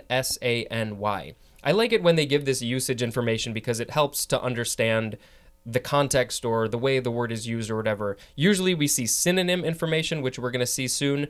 But yeah, I like that a little bit more. I just completely spaced there. I didn't even hear what you said. That's okay. Hey, you know what? I do that all the time while I'm reading. We're through one word here and I'm already falling asleep. I don't know how you do this. That's because you're awfully tired. Super awfully tired. Well, if you need to go take a nap while I'm reading, that's totally fine. If you hear some snoring in the background, like that. No, seriously though, there are times when I'm reading and I want to comment on what I just read, and I'm like, I don't know what I read. On autopilot, you're just like, yeah, you're just going. I say the words, and I just don't know what I read. But you know what? I got a lot to read, so you got to chug through.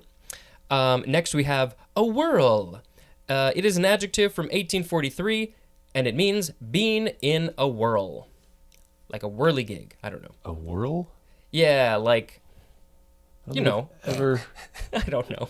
As 2 separate words, a whirl, like maybe if you're like running a lot of errands and you've got a lot of things going on and you're taking phone calls, maybe that would be like a whirl. I'm in a whirl. I've got so many things going on. You know, having 2 kids. You know, I'm sure there are times when you're like, oh, everything's just a whirl. Constantly happening. Yeah. Not that you would use that word. I've never actually heard that word. A whirl. A whirl.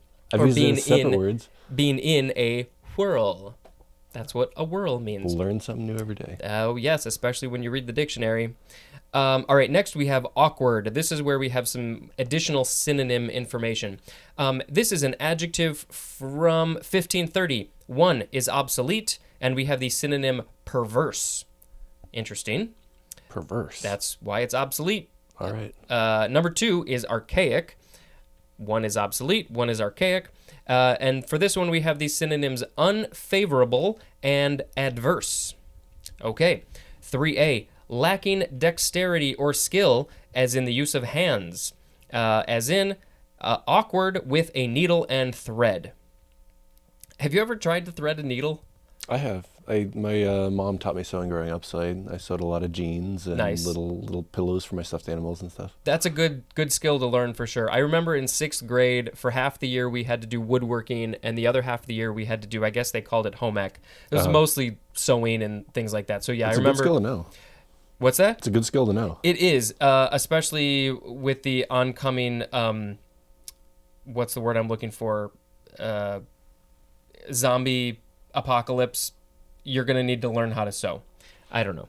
I remember trying, especially at that time, you have to thread a needle, and it's hard. Mm-hmm. It's really hard, especially if you're now with my eyes being bad. Right. I mean, I would probably have such a hard time threading a needle. Can't see the head of a needle. Nope. But have you ever seen pictures, macro photos of the eye of a needle? I cannot say. I'm going to see if I can find a picture and post it. It's shocking to see like, the little particles of dirt. You can see all that stuff. I mean, it's so tiny. You really don't want to zoom in too far on anything. You'll see way more than you want to see. Sometimes you want to, but you will be shocked to see what you find out. All right, here we go with 3B. Showing the result of a lack of expertness, as in awkward pictures. That's a weird one. Again, I was like, I don't even know what I just read. 4A, lacking ease or grace as of movement or expression, as in awkward writing. My handwriting is not great. I don't know if I'd call it awkward, but what about you? I've been told my handwriting cannot be read. So that's probably not great either. Probably not. I'm trying to think of. I'm sure. I know I've seen your handwriting, but I mean, you can even see here. It's like my handwriting is crap. I like it though. I sort of embrace the scrawl. Yeah. You have to. You have to. Let's see. Where are we? 4B. Lacking the right proportions, size, or harmony of parts. Synonym is ungainly, as in an awkward design. 5A. Lacking social grace and assurance, as in an awkward newcomer. 5B. Causing embarrassment, as in an awkward moment. Now that is a thing that happens all the time when two people are talking or three people are talking and the conversation kind of comes to an end point and nobody knows what to say, and you have that awkward moment. Just silence. Right. And you're like, oh, I hate those moments. I mean, you don't like looking at each other? We're staring at each other, by the way. Those awkward silence. Yeah, I get it. You're like, wait, now my mind is blank. I have no idea what to say. Right. I wasn't prepared. Prepared for a new topic here. Right, and they weren't either. And then, and if it's a stranger, it's even worse because it's like, well, do we now just stop talking, or do I need to come up with something? This is just when you slink away. Yeah, well, if you can. If you're on like a bus or a train or Sure, you just turn the other way on the seat. Now right. I'm looking out the window. What do you do? And I think enough people experience that they're like, whatever. It was that awkward silence. But if it's somebody you know. Or want to know. Or want to know, yeah, because then you worse. try and come up with a question. I mean, it gives you incentive to move on past that. But the awkward silence feels even worse if you cannot figure something out. Yes, because you look bad. Yeah. Yeah. But no, like you and I have traveled a lot. I'm sure we've had many times of awkward silences. But again, like we're friends, so it's like. Well, I feel like the more you know people, the less awkward it gets. Yes. So the more time you spend with them. Exactly. The silences are okay. Exactly. It's like when you don't know the person, you're like, okay, is this silence okay? Is this silence not okay? Right. Yeah. When you're getting to know somebody or they're a complete stranger, that's when it gets really awkward. And I'm terrible with small talk anyway. So it's like it's extra uncomfortable for me. All right, we said that one. So now we're going to say number 6, not easy to handle or deal with, requiring great skill, ingenuity, or care, as in an awkward load, also as in an awkward diplomatic situation. They come up with the weirdest examples on these things. Yes, I was just going to say some of their examples are kind of awkward. I have commented on those oftentimes. Let's see. You are reading from a printed book here, so a little archaic. Yes. I mean, it's not like old, but yes, Is anything printed anymore? No. I went to a bookstore the other day and it was completely empty. There's nothing that's printed anymore. Nothing. Nope. It's all just iPads. Lined with iPads. Right. That would be so weird. What if you had an iPad that only had one book on it? Oh my God. What a waste. What a waste. You'd have to check out an iPad from the library. It only has one book on it, then you got to return it. And then refresh it. That is a terribly made iPad. Who designed that? That's like some alternate universe where they didn't figure out how to put more on something. It's like the old iPods that could hold 100, 200 songs, and they never moved on from there. Right. That's it. You can get one book, and then you got to throw it out. My bookshelf was just filled with iPads. Let's see. I don't know if I said this, but awkwardness is a noun. So here's the synonym information. Awkward, clumsy, maladroit, inept, and gauche. I think that's how it's pronounced. Gauche. Those mean not marked by ease, as of performance, movement, or social conduct. Awkward is widely applicable and may suggest unhandiness, inconvenience, lack of muscular control, embarrassment, or lack of tact. Sounds like they're describing me. As in, periods of awkward silence. See, there you go. There we go again. Clumsy implies stiffness and heaviness, and so may connote inflexibility, unwieldiness, or lack of ordinary skill, as in a clumsy mechanic. Maladroit, for those of you who want to know how it's spelled, it is Maladroit. Maladroit suggests a tendency to create awkward situations, as in a maladroit politician. Inept often implies complete failure or inadequacy, as in a hopelessly inept defense attorney. Ooh, that sounds bad. You don't want that. Not at all. That's a horrible place to be inept. Yes. How did they graduate law school if they're an inept attorney? And finally, gauche implies the effects of shyness, inexperience, or ill breeding, as in felt gauche and unsophisticated at formal parties. And I feel very awkward that I am not 100% sure if I'm pronouncing that correctly, but I absolutely feel unsophisticated at formal parties. I feel very out of place. Ill breeding? As in they were not brought up in that, or literally bred wrong? Because that's weird. Yeah, I'm not 100% sure on what they mean. Gauche implies the effects of shyness, inexperience, or ill breeding. It must mean something slightly differently, because there's no hyphen. It's two separate words. I'm not sure. Okay. But when we get to the word breed or breeding... You'll have to let me know. Yes, you can be on that episode if we plan accordingly. Breeding and beans. I got my 2 episodes. Right. Are you writing this down? So that is it for awkward. We still have a few more for this episode. We're getting close. Next we have all. A-W-L. It is a noun from before the 12th century. So it's old. A pointed tool for marking surfaces or piercing small holes, as in leather or wood. This is from Middle English, the word al or all, spelled just A-L. That is from Old English, all, spelled A-E-L. That A-E are combined. And that is akin to the Old High German Allah, A-L-A, which means all. And it is also from the Sanskrit word ara, A-R-A. Lots of fun etymology there. Oh, and there's a picture of an awl, if you want to take a look at that. So it's just... That is an awl. Yeah, it's just a large handle with a pointy end, and it could be straight or it could be curved, depending on how you need to use it. That looks like something they'd take away from you at TSA. Oh, God, yeah, no, you don't want to bring your awl on a flight. That will be taken away right away. Your awl will be no longer all. That didn't work at all. That is on par with many of my jokes, so don't feel bad. Your awl will be awfully... I don't know. Okay, next we have the word awn, A-W-N. It is a noun from before the 12th... from the 12th century, not before. One of the slender bristles that terminate the glooms of the... Okay, I can't even proceed with this one. There are so many words in here that I'm not familiar with or that don't seem to fit. Okay, one of the slender bristles that terminate the glooms of the spicklet or spikelet in some cereal and other grasses. Cereal? Yeah, like not the cereal that we think of like Cinnamon Toast Crunch or something. It's like culminate my spikes of the Cinnamon Toast Crunch. Yes. So there's a lot of words in here. Glooms is spelled G-L-U-M-E-S. Don't know what that is. Spicklet or spikelet is the word spike with an L-E-T at the end.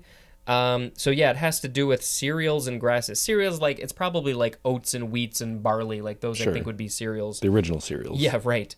What people used to eat for cereal.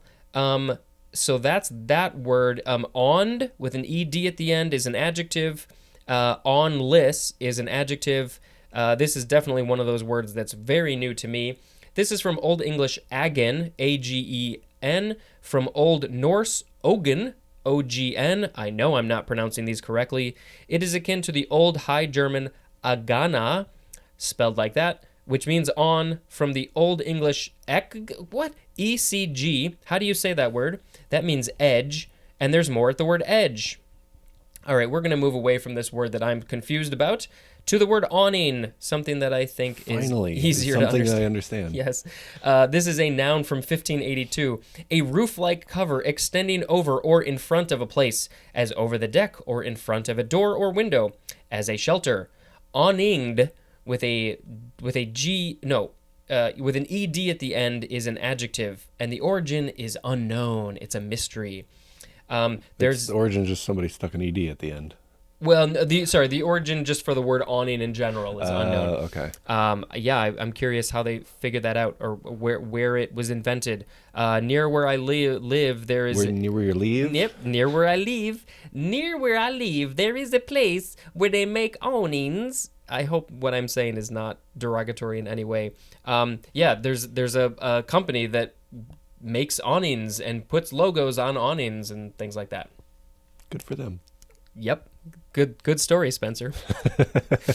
All right, next we have awoke. It is the past and past participle of the word awake. So is that like Obama, woke? He, You hear that interview with Obama where he was talking about with his children? He was like, everybody's too woke here. No, because I don't watch the news. Okay. Was it this was recently? on Trevor. It was the Daily Show. Yeah. See, I'm not really watching a lot of TV, and I have to be very picky on what I watch because I have such limited time. But I do love Trevor Noah, and I do love the Daily Show. So this was recently. Recently, Obama was talking about something. Everybody's being too woke. I don't know. He's got kids. I've never actually even used the word.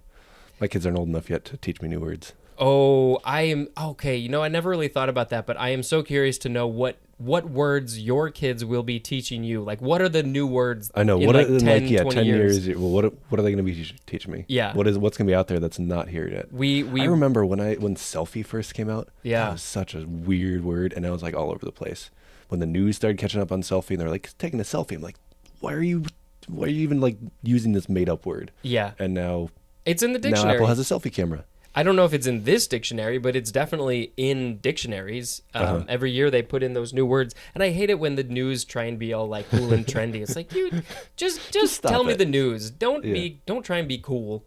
Do you know what I hate as well? Tell me. With selfies here, sort of going off that rant, everybody on the news is now picking up on like Twitter or just Reddit, anything like, little GIFs, and they report on it. Yes. It's like, why do you report on like a meme? Like you're just searching for news here. Like this, just like okay, I see a GIF now playing on the news like multiple times that I could just like watch on my phone for 2 seconds. Like, Yeah. Why do I need to be described? What do they need to go over what this GIF is? GIFs and memes and posts, like you said, on Twitter and Reddit and YouTube videos, those are the things that are making news. Like I remember, this is dated at the time now, but the double rainbow video, that made news. Viral videos or things like that become the news, and I don't know if it's that there's clearly plenty of other news to talk about. Got to be better things to talk about. Yeah. But we don't need to be talking about these things that really you don't need to learn about memes from the news. No. But the other thing is that sometimes it is part of the news, like with Trump and Sure, all of his. make it. That is the only way he communicates, and thus Right. it is now an essential part of the news. Yeah. And, because memes and GIFs and things like that are so prevalent, they are now commenting on the news or things that are newsworthy. And so they almost have to talk about those. It's a whole big meta cycle. It's so strange. But yeah, I absolutely agree. It's, yeah, please, hey, news people, if you're listening, Shut up. give us some real news. Exactly. Please. And give us some positive news too, please. Yeah, so the word woke definitely has gotten big in the last few years, and it's weird to hear older people say it. Woke, I know. Yeah. Right? I probably used it at some point, but it was probably to make a comment or, I wouldn't use it in like a serious way, I don't think. I don't think I've ever done that. I can't think of a context. Yeah. Yeah. But I feel like we're too old. And I'm older than you. And I always will be. Did you know that my brother thought he could catch up to me in age? Oh, I probably when he was thought younger. that. Yeah. How much? He was 2 years younger, technically a day less than 2 years younger, or Okay. 2 days less. Mhm. So he was born 2 days earlier than me, but 2 years after. Right. So every year he would turn, let's say, 5, and I would still be 6, and then 2 days later I would turn 7. I have a So feeling. he thought he was catching up. I bet every child at some point thought that they were going to catch up to. I can do it. I can do it. I Yeah. can get there. I hope he wasn't like 16 when he said this. No, he's like 5. Yeah, that makes sense. Even 5, though, that might be a little bit on the border. All right, we have the word awoken. It is the past participle again of the word awake. And we have one more. Are you ready? Let's do it. It is the word AWOL, capital AWOL. They're all caps, actually. It is the first form. We're going to move the second form to the next episode. So this is from 1918. Oh, it's an adjective or an adverb. And we have the synonyms absent without leave. That's one synonym, actually. Absent without leave. That's what it means.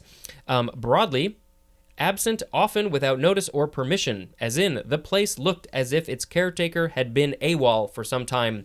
That is from Daniel Ford. I feel like this is from, this feels very military. I know. I was going to say doesn't this have military origins? Or I guess would not. Think so. But technically, it's the A from absent, the W from with, the O from out, without, and then the L from leave. So maybe it was even. It does say 1918 though, which is when I think World War I was. So maybe it did come from that. Yeah. One it's last like Sergeant. He's AWOL. Yeah, I don't know. Yeah, somebody who they've gone dark. You don't know where they are. Right. You got to go find them or whatever. That would be AWOL. So you now have to pick a word of the episode.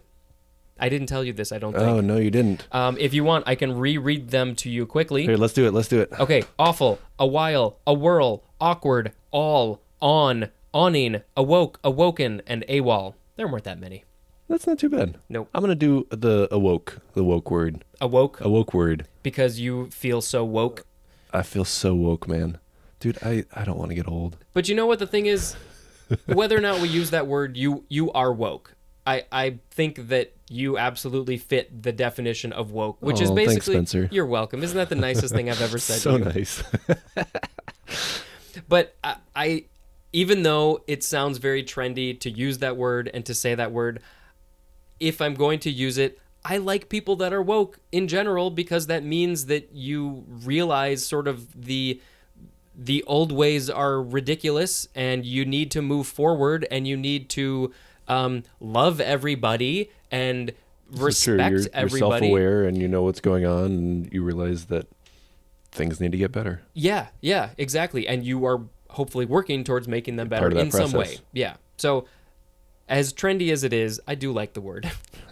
All right, so that's going to be the end of the episode. Thank you to Josh for being my guest. Any last words?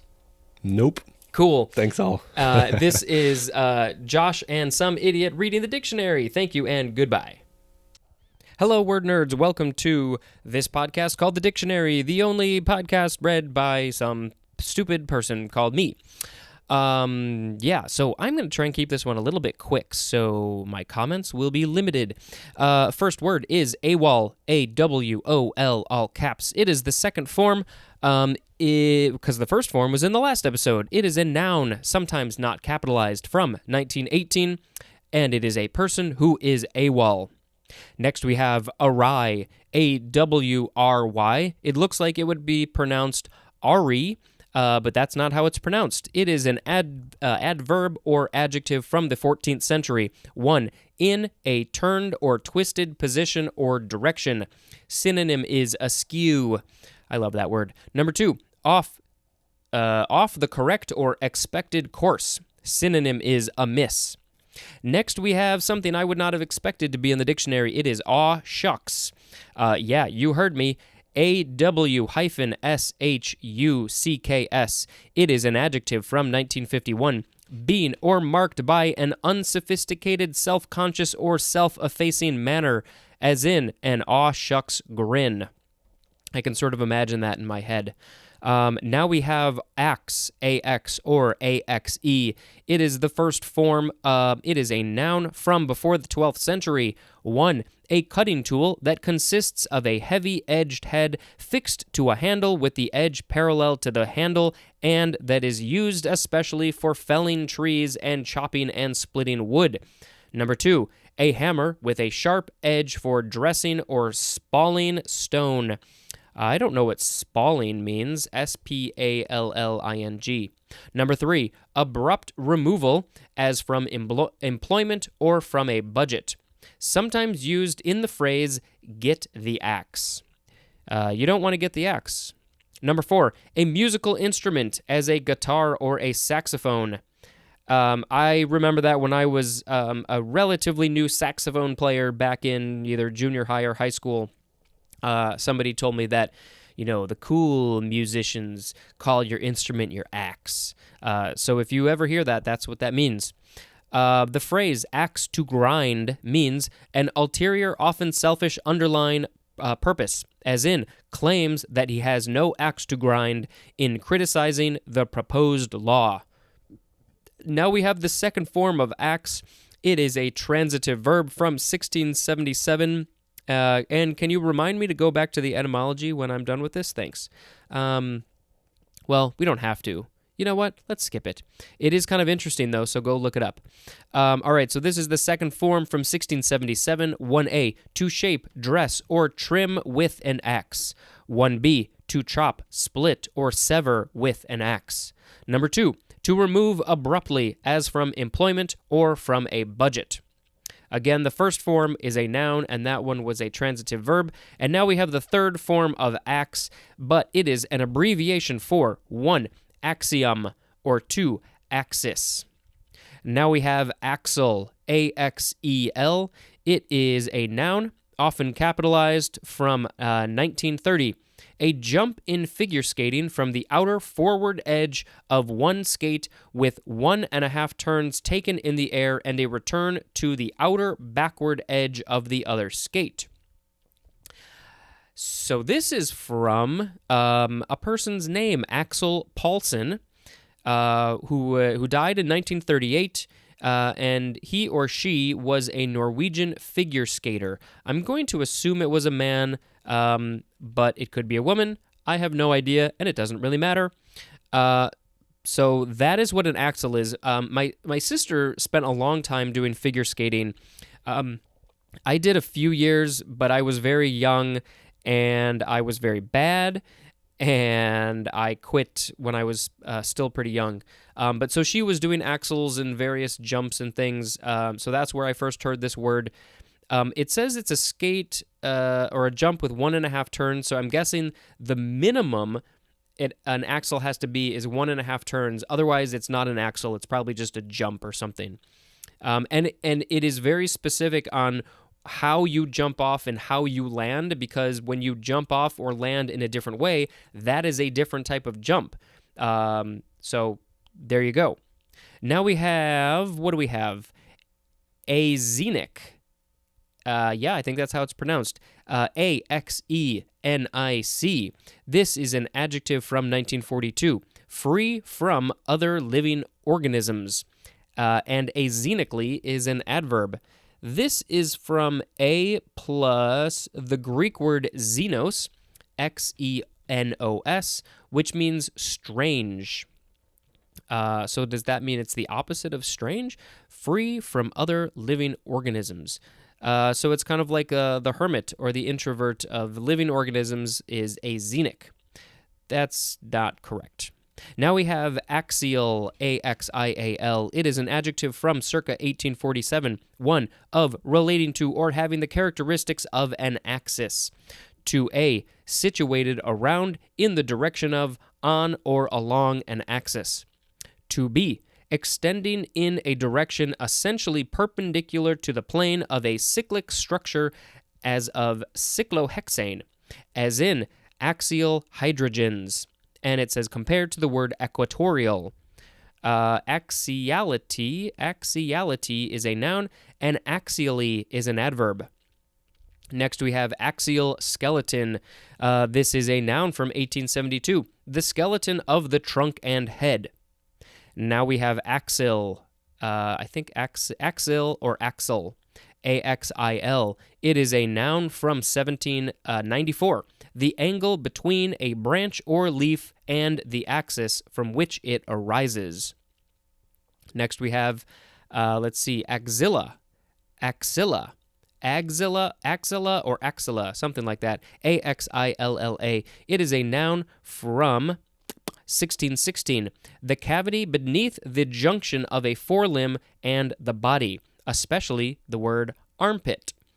This is Latin. It's a diminutive of ala or ala, A-L-A, which means wing or upper arm or armpit or axil. And there's more at the word isle, A-I-S-L-E. So this is the cavity beneath the junction of a forelimb. So the armpit is an axilla. I guess that's what that is. And I want to use that in a when I'm just talking to somebody randomly. Let's see. Next we have axillar or axillar. The emphasis is on the second syllable. They just added an R to the previous word, so it's probably related. It is a noun from 1541, an axillary part, as a feather. Now we have axillary. It is the first form. It is an adjective from 1615, one of relating to or located near the axilla. Axilla. Yeah, I get confused on where the emphasis goes. Number 2, situated in or growing from an axil, as in axillary buds, B-U-D-S. Now we have the second form of axillary. It is a noun from circa 1889, one of the feathers arising from the axilla or axilla and closing the space between the flight feathers and body of a flying bird. And I think we'll do one more for this episode. It is axiology, A-X-I-O-L-O-G-Y. It is a noun from 1908, the study of the nature, types, and criteria of values and of value judgments, especially in ethics. Axiological is an adjective, and axiologically is an adverb. And as I talked about with Josh in the last episode, I feel like sometimes I don't totally pay attention, and so I feel like that might have happened with this one.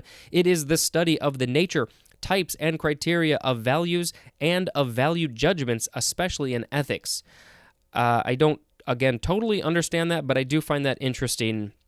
I think the idea of ethics is interesting. They talk a lot about it in the TV show The Good Place, which I need to get caught up on. Because one of the characters is an ethics professor, and so they talk a lot about ethics, because that's kind of what that show is all about. Being a good person, being a bad person, all that stuff. It's really fascinating. So what is the word of the episode? I kind of have to pick axilla, because it means also... because the armpit is an axilla, and I just think that's funny. So thank you for listening. This was a much shorter episode than the last ones. And what do I got to say? You know what? Today is... today would have been my grandma's birthday. She would have been 90 today. This is January 12th, 2020. Sadly, she passed away a few years ago, but I have a memorial tattoo on my arm. Not that I would have ever forgotten her, because, first of all, she was unforgettable, and also I just wouldn't do that. But I do have this because she was very special to me and my whole family and everybody who ever met her. One of the most generous people you will have ever met. I don't remember if I talked about her a year ago because... no, I think I had episodes back then. So this could have this might be her second mention on the podcast. I can't remember, but I'll make sure to mention her every year on January 12th. So that is it. Thank you and goodbye. Hello, word nerds. Welcome to another episode of the Dictionary Podcast. That's my podcast. It's the only podcast in the world where some silly person is reading the dictionary. So, should we get to some words? Before I forget, I'm just adjusting my headphone volume. Before I forget, my friend Charlie has a new podcast. It is called Charlie Likes Music. And hey, guess what? He likes music. You can find it on your various podcast networky things. I'm adjusting my volume as I talk. And I think he's only got 3 episodes so far. But he knows a lot about music, and it's fun to hear him talk about it. So yeah, go check him out. I'll put a link. How do I do this? Do I put a link? No, because who knows how you're going to listen to it. So I'll just put the name of his podcast in the episode description, and you can go search for it yourself because you are an adult. Maybe. All right, our first word is axiom, or axiom, A-X-I-O-M. It is a noun from the 15th century. 1. A maxim widely accepted on its intrinsic merit. Number 2, a statement accepted as true as the basis for argument or interference. Synonym is the number 1 definition for the word postulate or postulate. Number 3, an established rule or principle of a self-evident truth. This is from Latin axioma, from Greek axioma, which literally means something worthy. That is from axioun, A-X-I-O-U-N, which means to think worthy. That is from axios, which means worth or worthy. It is akin to the Greek agein, which means to weigh or drive, and there is more at the word agent. Now we have axiomatic. This is an adjective from 1797. 1. Taken for granted. Synonym is self-evident, as in an axiomatic truth. Number 2, based on or involving an axiom or system of axioms, as in axiomatic set theory.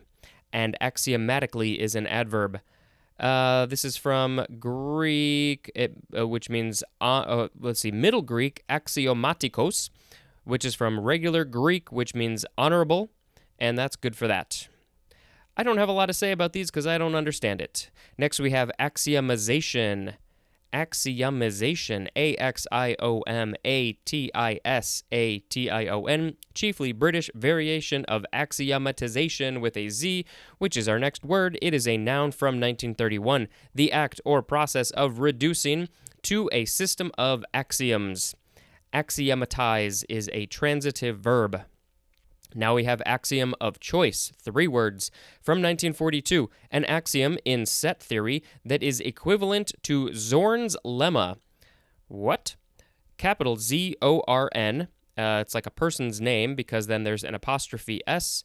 I don't know if it's a person's name. It could be something else. And lemma, L-E-M-M-A. I have never seen this word before. What is Zorn's lemma? But I think it's going to tell me for every collection of non-empty sets, there is a function which chooses an element from each set. So, in general, axiom seems it's very science-related or math-related, it's something when you're dealing with a set of things. So it might not be very, I think it's very scientific in general, but it's maybe more... What is the word I'm looking for? Hey, I have a whole book of words in front of me. I don't know. I don't understand it. That's it. But I keep on seeing set theory and things, and that's reminding me of the game called Set, S-E-T. That is an awesome game, and maybe I'll post a picture of it. It's an awesome game. Anyway, we are going to move on to axion. So it's A-X-I-O-N. With an N, not an M. It is a noun from 1978, a hypothetical subatomic particle of low mass and energy that is postulated to exist because of certain properties of the strong force. So at the time of writing, it was hypothetical. For all I know, it might not be hypothetical anymore. So maybe I'll have to look into that and see if it's still hypothetical or not. But that's all about a subatomic particle. Next, we have axis, A-X-I-S. It is a noun from the 14th century. 1a, a straight line about which a body or a geometric figure rotates or may be supposed to rotate. 1b, a straight line with respect to which a body or figure is symmetrical, also called axis of symmetry. 1c, a straight line that bisects at right angles a system of parallel chords of a curve and divides the curve into 2 symmetrical parts. 1d, one of the reference lines of a coordinate system. So that would be the XY coordinate system. The X is the horizontal line, the Y what did I say? The X, yeah, XY. The Y is the vertical line, and sometimes you have an XYZ coordinate system, which is in 3 dimensions. And I remember in like 8th grade asking maybe 7th or 8th grade, asking my math teacher, when are we going to get to these 3D coordinate systems? Because I thought that was so cool, and I wanted to play around with that. We sort of briefly touched on it at the time, but never got too much into it. I think it was a little bit too advanced for our little brains. All right, 2A for axis, the second vertebra of the neck on which the head and first vertebra turn as on a pivot. And if I remember correctly, let's see, what was the word? It was about the guy who's holding the heavens on his back. His name starts with an A. Why am I blanking on this? Atlas. So I think it was Atlas, or some form of Atlas was the name of the first vertebra of the neck because it holds up the head. That was what I sort of took from that. And so the axis is the second vertebra of the neck, right below the atlas or something. This is just what I'm figuring out, I think. Which the head and the first vertebra turn on a pivot. Okay, interesting. Let's see. 2B, any of various central, fundamental, or axial parts. 3, a plant stem. 4, one of several imaginary lines assumed in describing the positions of the planes by which a crystal is bounded and the positions of atoms in the structure of the crystal. Crystals are cool. Supposedly, they're trying to figure out a way to store information in crystals, something like that. I don't really know how that works. 5, a main line of direction, motion, growth, or extension. 6A, an implied line in painting or sculpture through a composition to which elements in the composition are referred. 6B, a line actually drawn and used as the basis of measurements in an architectural or other working drawing. 7, any of 3 fixed lines of reference in an aircraft that run in the longitudinal, lateral, and vertical directions, are mutually perpendicular, and usually pass through the aircraft's center of gravity. 8, we have the synonyms partnership and alliance. Number 9, and this is the last definition for the word axis, a point or continuum on which something centers, as in an axis of social power. I think it was in, actually, you know what, we're going to talk about in the next one. So yeah, that was the word axis, but now we have axis again with a capital A. It is an adjective from 1938, of or relating to the 3 powers, Germany, Italy, and Japan, engaged against the Allied nations in World War II. So of course, whenever you think of or hear the Allies or the axis of power, those are the countries, well, the axis of power, it's talking about Germany, Italy, and Japan, and the Allied nations would be, I think, America and Britain and France. God, I'm so stupid. All right, next we have axis deer. This is interesting. It is 2 words, just like the deer, like the animal that you think of.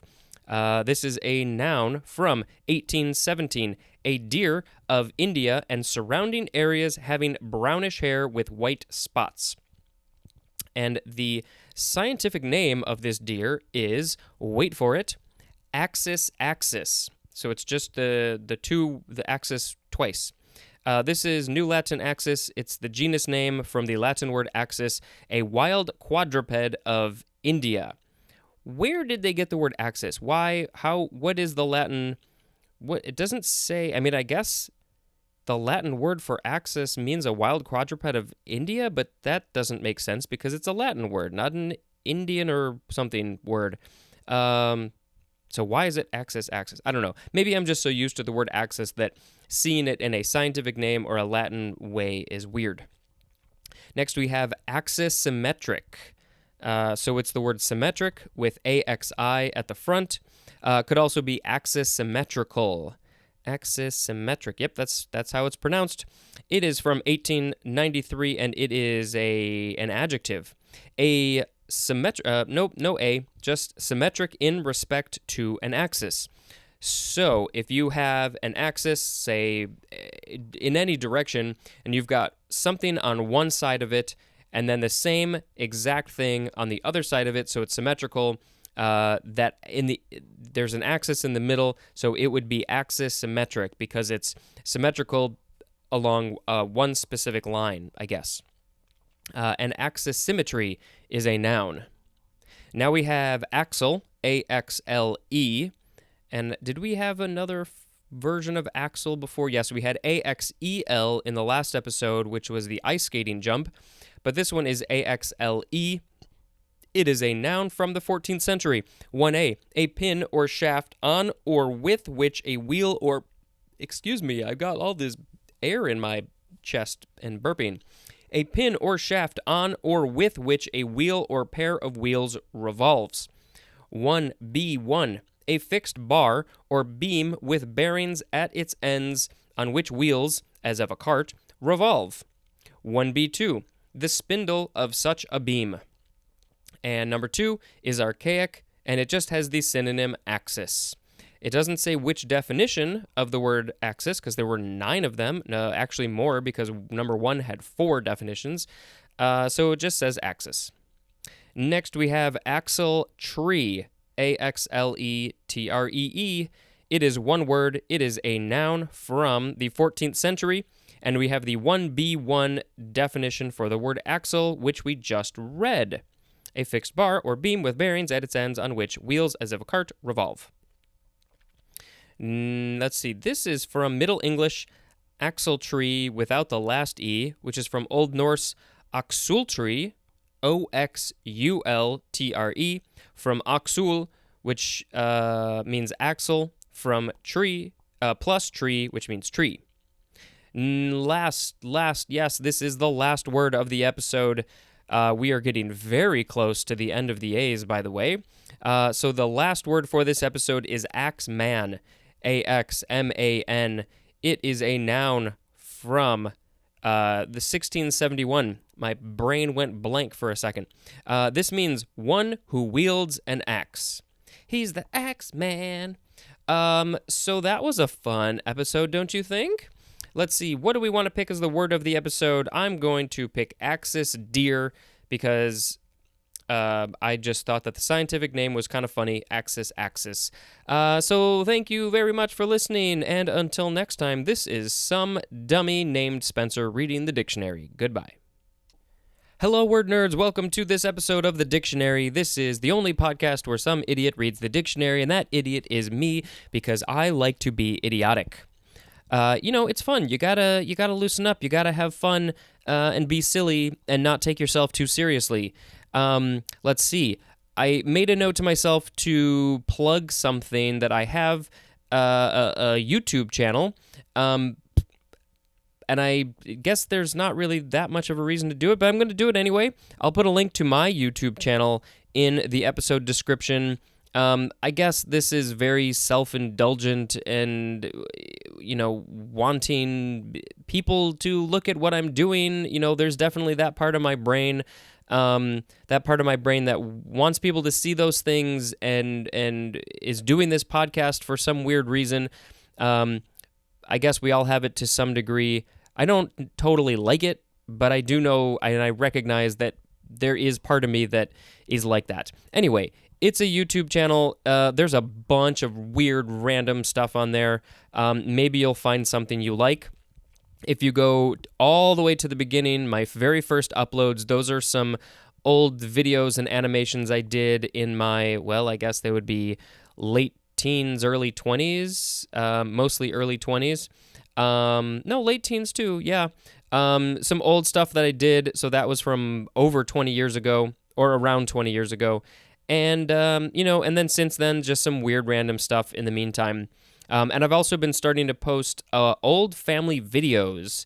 So you will see me as a 4, 5, 6-year-old kid. I think my sister is in a few of them. There are a lot that I have to get through, and I have to ask people for their permission for me to put them up there. But yeah, if you want to go see some weird videos, go check that out. I'll put a link. All right, first word for this episode is Axminster. Axminster. It is all one word. It is spelled capital AXMINSTER. It's like axe monster. I want to see an axe monster. Can you draw me a picture of an axe monster and send it to me and I'll post it? That would be cool. But this is Axminster.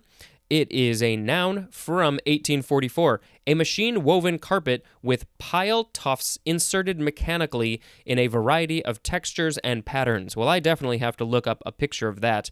And this is from Axminster, which is a town in England. Let's go on to our next word. Sometimes my mouth and my brain don't talk to each other. This one is axolotl. AXOLOTL. So I think this is an animal. There's also a song. I don't remember who it's by, but it was used in the third season of Twin Peaks, which aired about 2.5 years ago. And on the soundtrack, well, it was in the show, but it's on the soundtrack as well. There's a song called Axolotl. And the band may have been David Lynch's son's band. I don't remember which son. It may have been that band. I could have that wrong, but maybe I'll put a clip in here if I decide to. I'm glowing bright obsidian, axolotl amphibian, unelemental chemicals, got me growing 6 black tentacles. Okay, so I said how it's spelled. It is a noun from circa 1768. Any of several salamanders of mountain lakes of Mexico and the western U.S. that ordinarily live and breed in the larval form without metamorphosing. I definitely got to post a picture of this guy. Let's see. There's a couple of genus names, 3 of them. Let's see. Ambystoma, that's the genus name, and then especially Ambystoma mexicanum and Ambystoma tigrinum. So that is an axolotl. It is a Nahuatl word, spelled the same way, maybe with some accents on the vowels. And we recently had another Nahuatl word too, didn't we? I don't know what it was. I can't remember. We're going to move on to axon, AXON. Could also be with an E at the end. Axone. It is a noun from circa 1899, a usually long and single nerve cell process that usually conducts impulses away from the cell body. And it says, see the neuron illustration. Axonal is an adjective. Now we have axoneme, AXONEME. It is a noun from 1901. The fibrillar bundle of a flagellum or cilium that usually consists of 9 pairs of microtubules arranged in a ring around a single central pair. The first part of that sounded like I was just making up some gibberish. Fibrillar, FIBRILLAR, flagellum, FLAGELLUM, and cilium. I'm not even going to make that joke because it's stupid. CILIUM. Axonemal is an adjective. This is from the Greek axon, which means axis, plus nema, which means thread. From neen, N-E-N, which means to spin, and there is more at the word needle. Now we have axonometric. Axonometric. It is an adjective from 1908, being or prepared by the projection of objects on the drawing surface so that they appear inclined with 3 sides showing and with horizontal and vertical distances drawn to scale, but diagonal and curved lines distorted, as in an axonometric drawing. I want to see a picture of this to help me understand this a little bit better. Let's see. Being or prepared by the projection of objects on the drawing surface so that they appear inclined with 3 sides showing. So would this basically mean that this is you're seeing something in perspective? So in art, old art didn't quite understand the idea of perspective and how to create perspective in art. And so everything looked sort of very flat. And, it didn't really feel right until they figured out perspective, which may have been in the Renaissance. I can't remember exactly. and they figured out, there's a vanishing point, or maybe there's 2 vanishing points, or maybe there's 3 vanishing points, and they were able to make art look much more realistic. I don't know why, but I just always really like drawing things with that method in perspective. It was, I don't know, something about it just was cool. So maybe this is that. I'm not sure. We are going to move on to axoplasm, AXOPLASM. It is a noun from 1900, the protoplasm of an axon, and axoplasmic is an adjective. Next we have I. That's how you pronounce it. I, spelled A-Y. And you can tell by the spelling of this word, we are very close to the end of the A's. I keep on saying that, but it's true. It is an interjection from the 14th century, usually used with following the word me to express sorrow or regret. I, me. This is Middle French. I, me, all one word, A-Y-M-I, which means I, me. Seems very, or could be Spanish too. But maybe they say that in French as well. Ay. Now we have Ayah, A-Y-A-H. Or I guess it would be more pronounced Ayah, or Aya, or something like that. It is a noun from 1779, a nurse or maid native to India. This is from the Hindi and Urdu word Aya, A-Y-A, from Portuguese Aya, A-I-A, from the Latin avia, which means grandmother. So that's Aya. Next we have ayahuasca, A-Y-A-H-U-A-S-C-A. This is a word I've been hearing a lot more in the last 5 years or so. It is a noun from 1949, a hallucinogenic beverage prepared from the bark of a South American woody vine, and then it gives a scientific name, Banisteriopsis caapi, 2 separate words, and that is from the family Malpighiaceae. What? Malpighiaceae.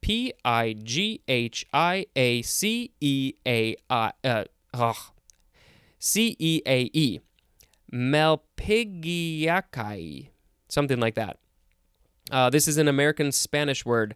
So yeah, I've heard that people are taking ayahuasca as a form of therapy because it sort of purges the body and the brain, and people start dealing with things that they have. There's sort of hallucinations and a lot of stuff going on in the brain, and they deal with things from their past. It sounds like it's very helpful. I don't think it's technically legal in America, but most people will go to one of the South American or Central American countries. It does say South American, but I have heard that people are starting to do this in the U.S. as well, which I didn't realize. So that's ayahuasca. Next, we have Ayatollah, A-Y-A-T-O-L-L-A-H. Ayatollah. This is a noun from 1950. A religious leader among Shiite Muslims, and it is used as a title of respect, especially for one who is not an imam. I-M-A-M. That's how you spell imam.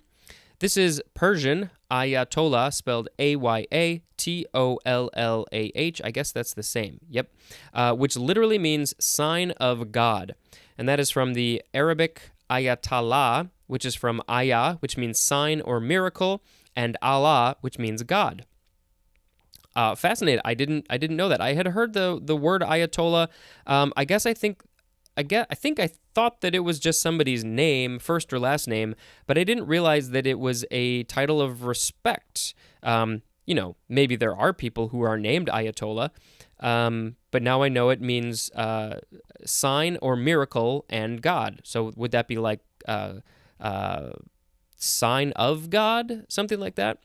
Anyway, that was I learned something. That one actually might stick in my brain. Next we have this would be A, pronounced A. It is spelled A-Y-E or just A-Y. It is the first form of 3. This one is an adverb, So don't forget that. From the 13th century, we have the synonyms always, continually, or ever, E-V-E-R, as in love that will endure. Yeah, this is definitely something that we don't really say anymore. That is a quote from W.S. Gilbert. You know what? Maybe I should start this. I should maybe look up where these quotes are from and give you that information in the episode description. Because you might want to know. You might want to go look it up. It could be from a book. It could be from a poem. I don't know. All right, this is Middle English from Old Norse, A or I, spelled E-I. It is akin to the Old English A, which means always, from Latin avum, which means age or lifetime, from Greek aeon, which means age. And again, the definition just has the synonyms always, continually, or ever. Next, we have the second form of A, but actually in this case, it is pronounced I, also spelled A-Y-E or A-Y. It is an adverb from 1576. Synonym is the word yes, Y-E-S. And we have an example, which is, aye, sir. Of course, you would hear that on a boat or a plane or whatever. Somebody, there's some captain, and he tells somebody to do something, and they say, aye, sir. This is perhaps from the Middle English yay or yeah, probably yay, spelled a couple ways, Y-E or Y-I-E, and there's more at the word yeah, spelled Y-E-A. I always spell my yas Y-E-A-H, but you might be different. Now we have the third form of I. This one is pronounced I, spelled the same way. Noun from 1589, an affirmative vote or voter, as in, the ayes have it. So similar to the previous one, where it basically means yes, but in this case, it's talking about the people who have voted or who have said yes, very specifically in terms of voting. You've probably all heard that, right? Right.